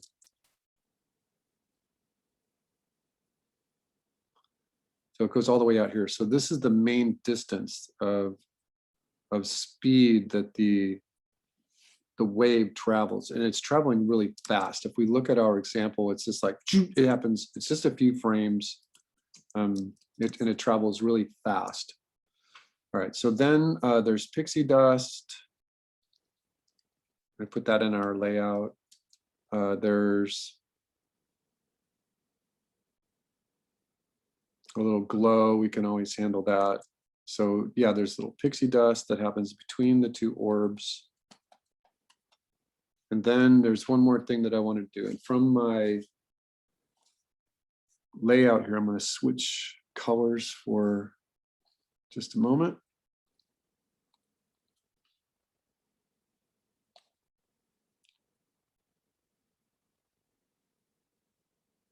Something like that. All right, so what happens is that the narrative is that there's, oh yeah, we forgot about the little energy balls come in. So that's the first thing that happens. In our layout, this would be number one. This little, so they go in, these guys go in, and just, I don't have to do anything except put a number on it. They go in and they cause this energy to happen. The oval happens second, that goes out. This is third. And then the fourth thing that happens is that the plasma blast happens itself. Like I said, the initial distance is about right here. So it comes out about, number 4 comes out about right here as a thin line, and then it hits here just one frame later. And then there's a cycle. I'll put like a little dot right there, that this wave cycles for just a moment, maybe 3/4 of a second or so. And while that's happening, there's a little plasma that moves from this position out. So in the 3 drawing here, this could be complicated by just a couple other little graphic elements, just whatever we can get our aesthetic to work. And then, so that's 5, and then 6 is here. 6 is these little sprites, and 7 is the sparks. 7 is the molten metal that's transferring the energy. And then 8 is going to be the actual, this turning the orb into, or turning this sphere into an orb. And so from that point, we're going to switch colors just a little bit. And so then at this point, this can become the orb. So we don't see that in this one, but we see it in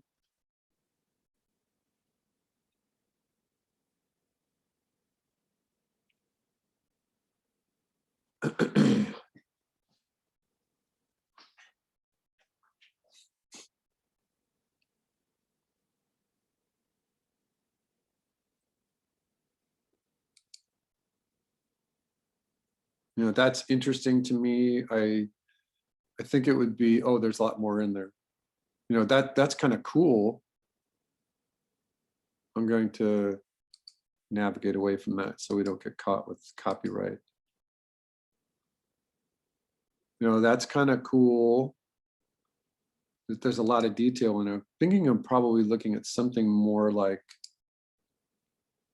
these are exploding orbs. I'm thinking of something that's just more cycling, and the little sound would be, so yeah, those are exploding. I don't want the exploding. That's exploding too. So now I'm just getting reference for things that are exploding. Yeah, and that's exploding too. I mean, that's cool. I love it, but it's not exactly what I'm looking for. All right, so let's just go back to Toon Boom. So what I'm looking at is just kind of like what we did for our orb the other last week, and that from the center then of the sphere, this becomes an orb. And I like the idea of these guys just emanating. I got a 6-point star. There's little sprites that come off of here and they go in and out. I remember from my demo that this, and remember too, that this is just a layout. So each one of these kind of represents the idea of going from this kind of position. This is the center of the orb. It's going to go out, and then it's going to come back in again.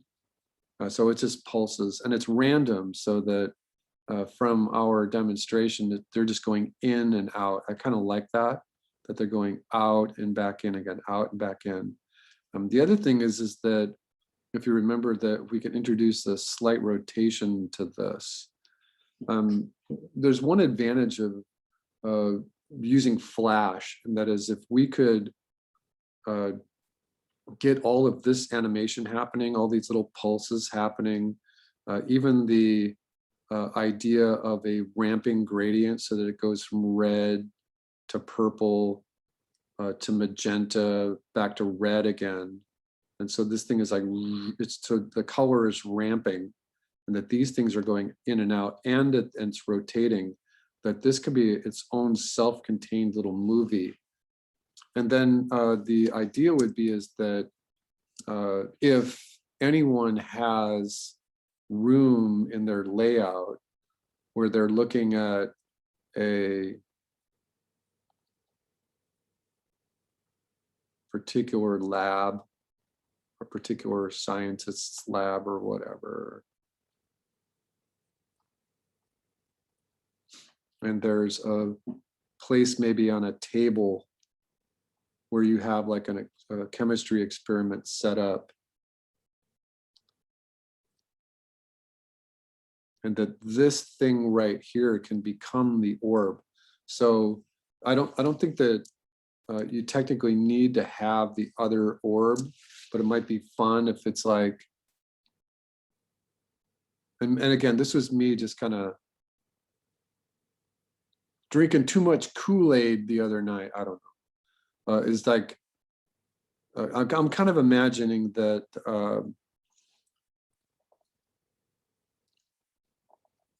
it's like the magic fairy in Pinocchio, where from off screen something comes in and just kind of hovers right here, and the magic fairy then delivers the energy through the window.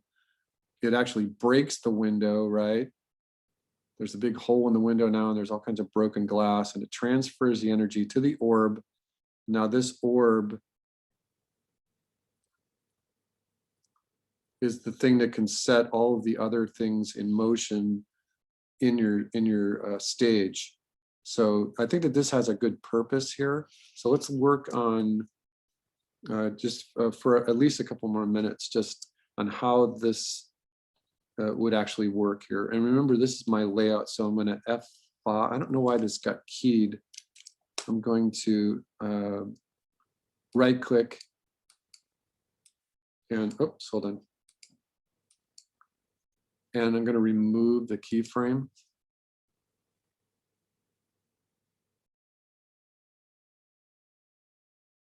I'm going to Z that out.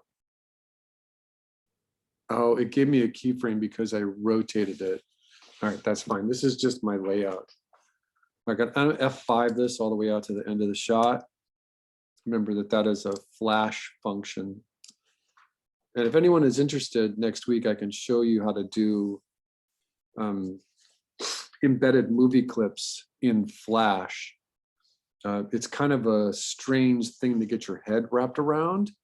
I don't know any other application that you can put a movie inside a movie inside a movie any multiple number of times. It's unique to Flash. It's kind of a cool thing, but you're gonna have to tell me if you want something like that. Want me to show you how to do that. All right, so there's my little orbs. There's my underlay. There's my layout. The keyframe rotation on it. So let's give myself another drawing layer here. And this is just going to be pulse. So the first thing that I'm going to do is just animate that pulse going out. So I want a straight line. I want an absolute straight line. So I'm going to rotate this so that it's as much to horizontal as possible. And I'm going to give myself an 8-frame delay so that on frame 9, the pulse starts. I'm going to pick a new color for the pulse. This purple is kind of cool.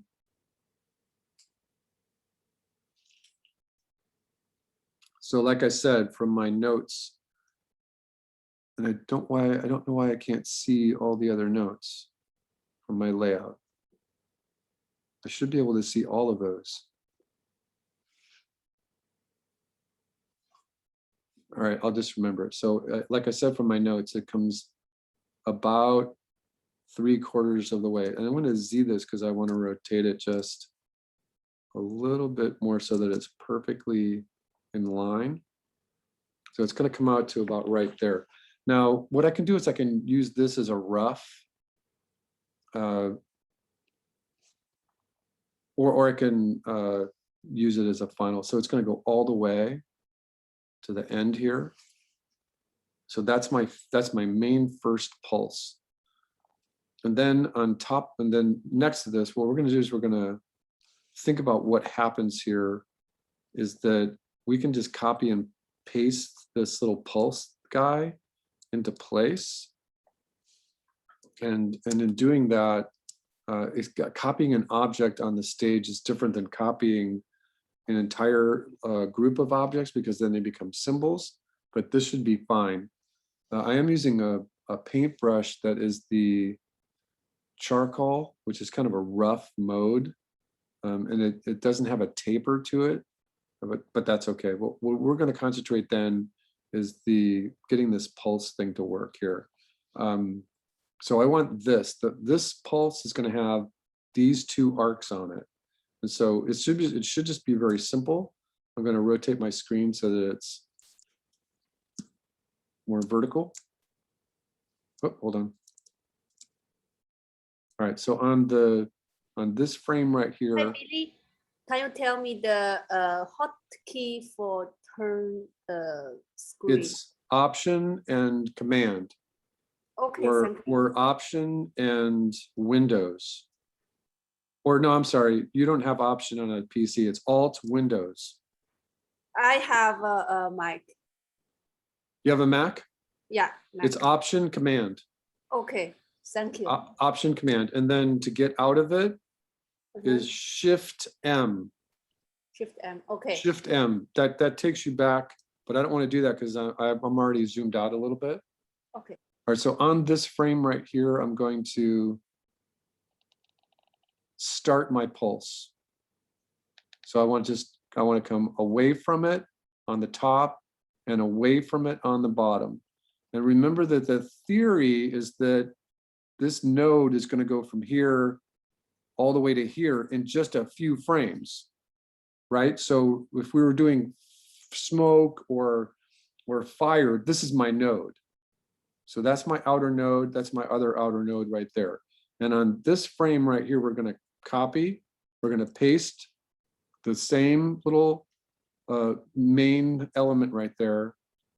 And then we're going to get our onion skin to show us what we did. So now I want to go about halfway, from here to about halfway there. Otherwise, I won't be able to get it to read. So I'm just going to do the upper node here. And I'm going to cross on the other side of it. And I'm going to do the under node right here and go all the way to it. Let's do one more, paste in place. And then this is going to be that upper node hitting the other electrode. And then maybe coming in just a little bit from this point. All right, let's shift M.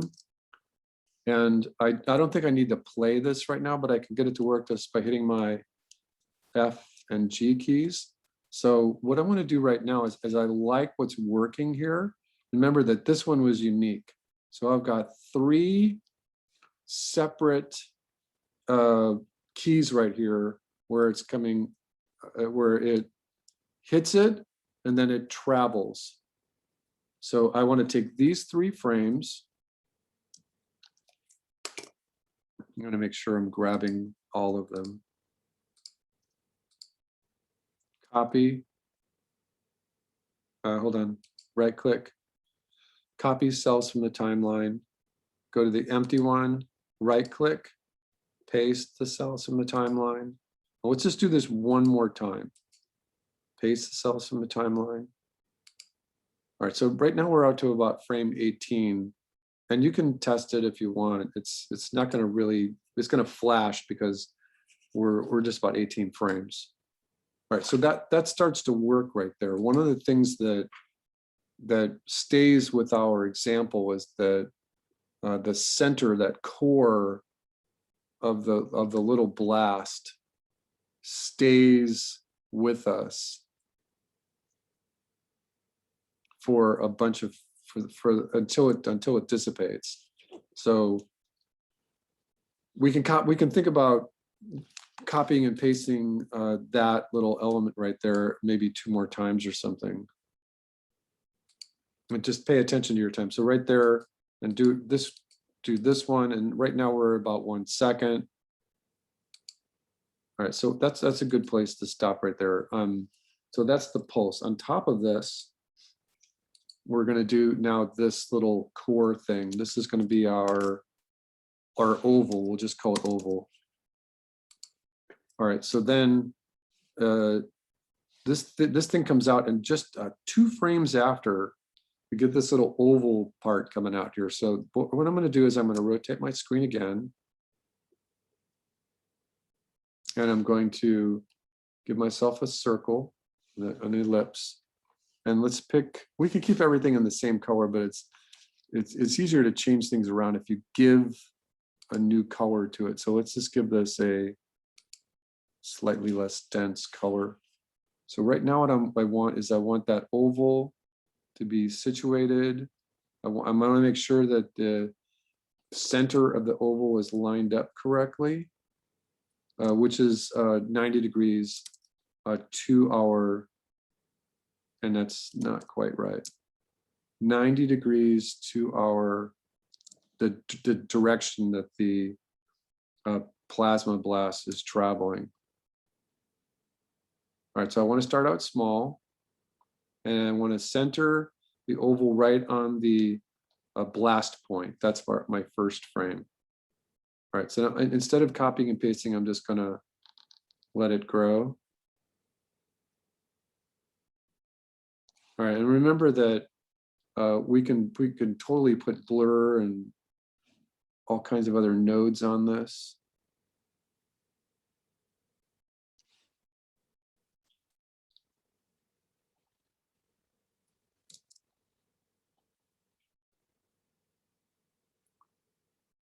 Right now I'm making it quite a bit different on this frame just because it's speeding up. And on this frame, what I'm going to do is I'm just going to use my brush to emulate what would be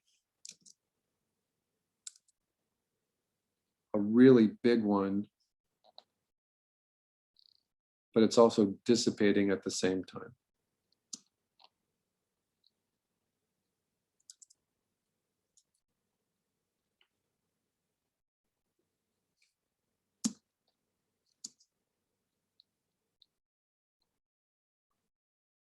All right, and then on this frame, maybe we would see, so what I'm going to do now is I'm going to Shift M this and get out of it. And I'm going to take a look. I'm going to come back, say, yeah, I might have one. I don't like that. I want to speed up. So if my speed is here, I'm not going to see it, but I will see it here. So over here, I'm going to give one more. It's almost like a ripple, in like a water ripple, but it's actually energy. It's plasma. So it's getting faster. And then I'm just going to forget about the one over there. So let's just take a look at the speed of just those ovals. All right, so that's okay. I like that. So now on this same oval thing, what I'm going to do is get the oval to travel down the trajectory. So it starts here and it starts to grow here, but it's also coming out right here.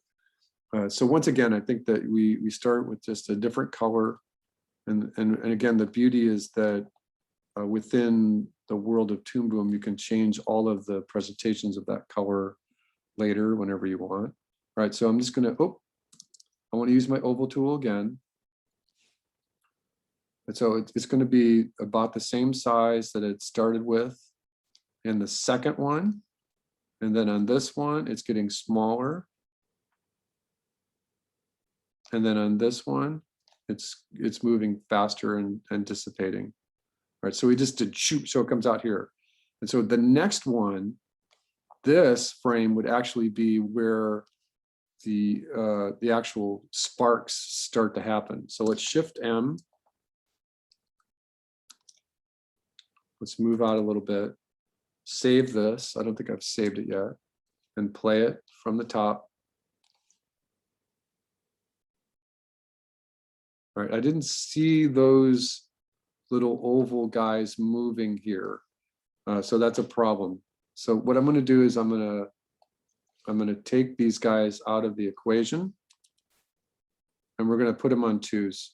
So in order to do that, I need a new layer.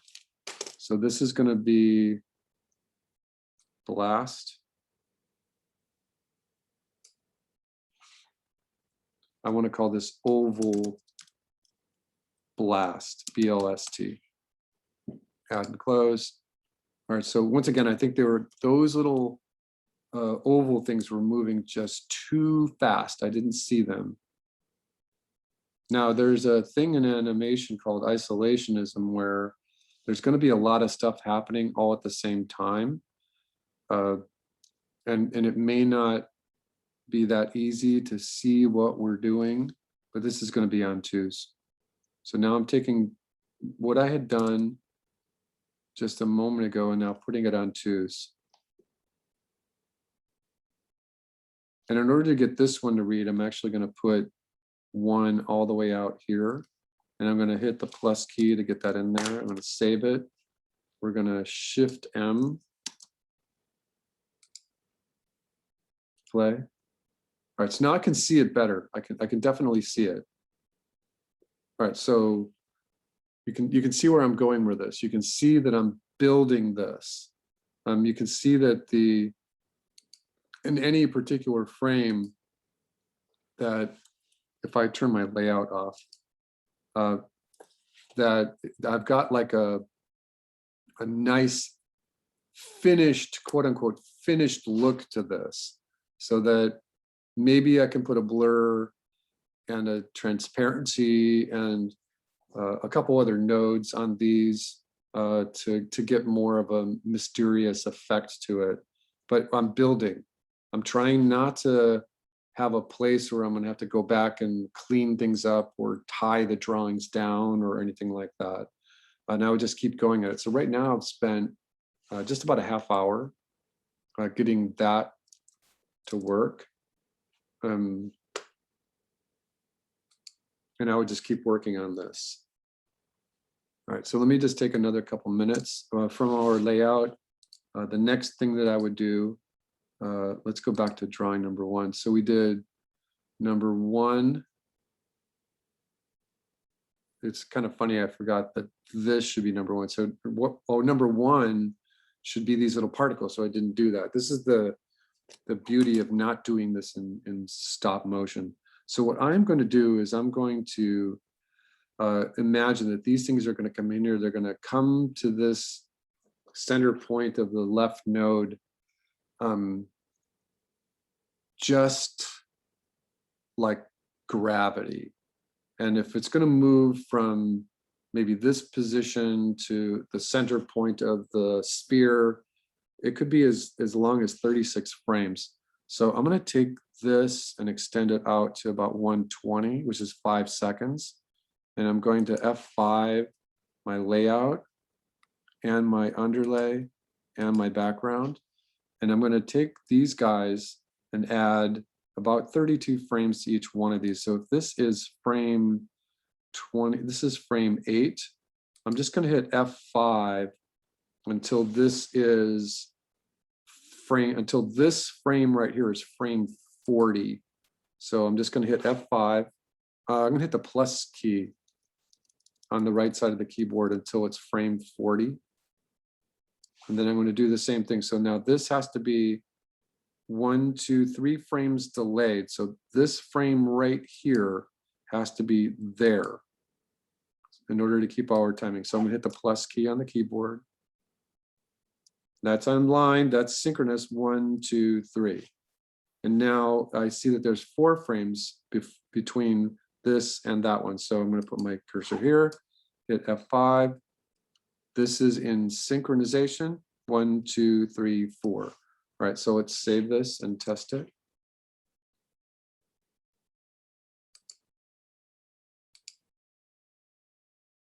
Okay, so now in this layer, I'm going to just select this layer and put another drawing layer on top of it.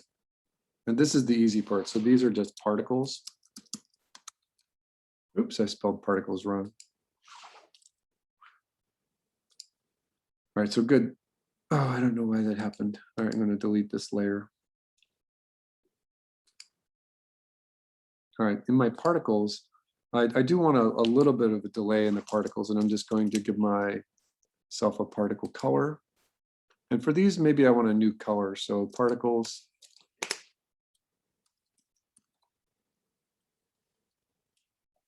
Let's give them more of an orange.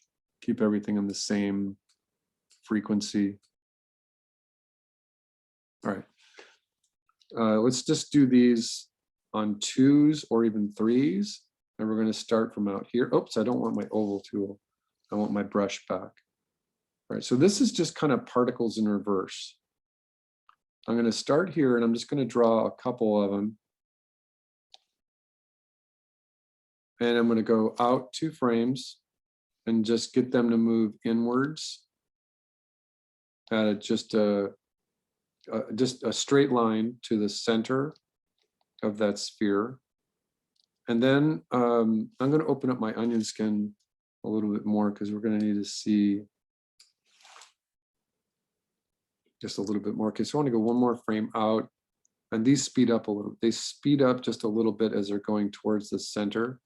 Now remember that what I'm doing right now is I'm actually twinning, and that's something that you really don't want to do in animation, is twin.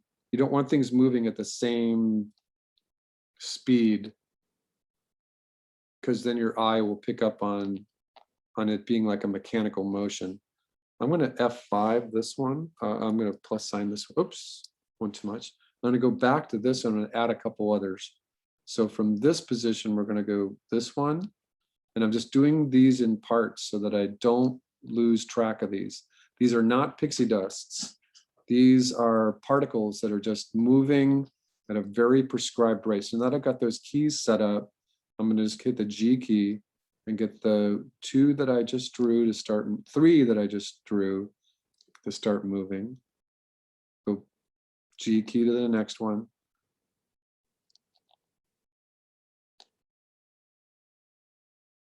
G key to the next frame.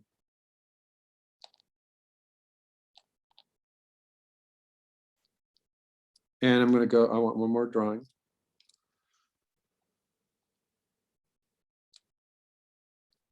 All right, let's go back to this frame here. Let's draw another couple of them. Let's bring this one in from over here. 1, let's just do 2 this time. Now G key to go to the next keyframe. Keep the relative speed the same, make sure the direction.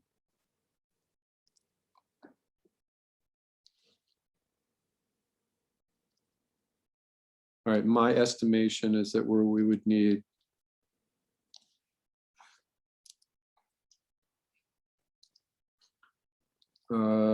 maybe 10 more. Let's see what they look like right now. Save it. All right, so they're moving too fast. So I'm going to take these and move these out to 4s.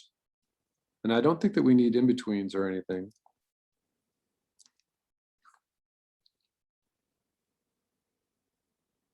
All right, so that looks okay. I think that what I want to do though is get them to come on the screen just a little earlier. So on this frame right here, that's what we're seeing for these purple guys right here. So on this one, what I want to do is I want to bring in, I don't want them to just appear. So I'm going to bring in just little tiny specks so they don't snap. So they like appear, there's a little bit of magic there.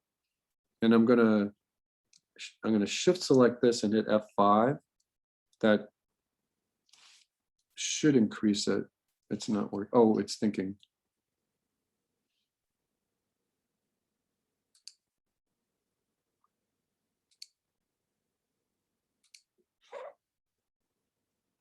All right, I'm just going to do it manually. I just used the plus and minus keys to do that manually. All right, so let's see what we've got. We've got one frame of nothing. All right, so I think they're moving just a little slow right now. I'm going to take these guys down to 3. Unprecedented in the terms of American animation, putting things on 3s. All right, so I like what I've got going there. I've only got a few drawings from our layout position. The next thing that I would do is just follow straight along here. I would see how many particles that I want. This timing is working here. This radial oval pulse moving out was working, which is right here. You know, that's starting to work. This little thing here, I would get the, just from my layout, once again, I would get this little sparks to happen, which initiates this thing being an orb. And somewhere down the timeline near the end is when the mother node actually transfers all our energy to this node so that this can become the orb. So this is like the making of an orb. All right, so, and once again, I'm trying to work cleanly. I'm trying to work so that I don't have to go back and clean things up too much. And in terms of your narrative, again, this would just be you thinking about whether you want an orb. No, I don't know where it went. Oh, because my layout's turned off. Whether you want to actually have an orb being created. This was the whole metamorphosis for why I'm doing this today. It's because we're actually adding a couple of things in there. We're adding a laser blast, the pulsing of a wave, the particles, and the orb all together in just one quick little narrative right there. All right, so and I'm going to continue working on this. And I will show you my update on it next week. Again, we're just using the one little pin to that board there as a main reference. And again, I think that it could be fun for all of you. You have enough time to do that just as a standalone piece, or you can incorporate it into your final any way you'd like, in any way you'd like. All right, did anyone upload anything to today's folder that they would like me to look at? Yeah, I have uploaded the sketch for the final. Okay, Yeah, so I just ended Okay. Q&A with.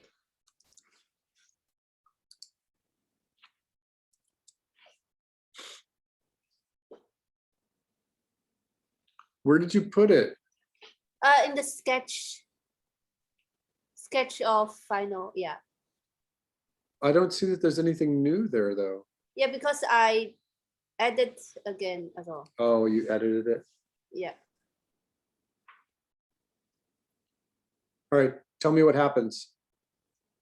So I will create like herb or something. Okay, Like pixel dust.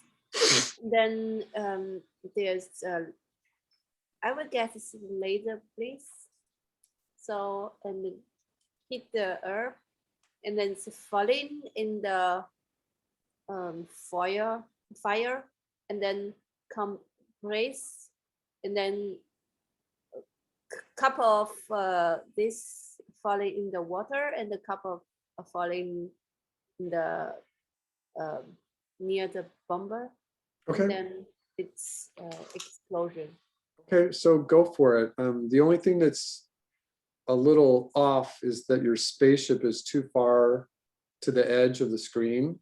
Okay. So get your spaceship to be more over here, Mm-hmm. closer to the upper right focal point. Okay. Yeah, go for it. Yes. Yeah, looks good. All right, so what is required from you for next week is making sure that you have your volcano. And if you have your volcano and your tornado up in the later missing folder today by 3 o'clock, then it will give you credit for that for your Progress 2 grade. Remembering that your final grade is what it's really all about. I forgot what I was going to say. Oh, and then just keep working on your final. Keeping in mind that what we do in this class, there are very few things that are very difficult to understand. It's just, it just takes a bunch of work. You just have to do it. The pixie dust is the best example. You know, it looks great, but it just takes forever to draw all those little dots. All those little pieces of pixie dust takes forever. But that's the whole beauty of making it. The difference between letting the engines in Unity decide what the shape of things and the aesthetics are going to look like, or do you pick what those aesthetics are going to be like? And that's the main difference. And I firmly believe that combining these projects into pixie dust, volcano, tornado, and a final 4 main projects is the best way to go, because then you've got 4 really good pieces for your website, for your show reel. And then maybe a couple other little things that hover in between there, like the flag or the water droplet or whatever it is. So make sure that those things are up there in any folder. I will look through all of those today and tomorrow. Midterm grades aren't due till Tuesday, but I like to do them early. And if anybody needs me, remember to use my Yahoo, please. And that's it. I will see you all next week. Thank you. Thank Okay, you. you're welcome. You're welcome. Thank you. Bye-bye. Javon, are you there? Javon. Javon. Javon, are you there?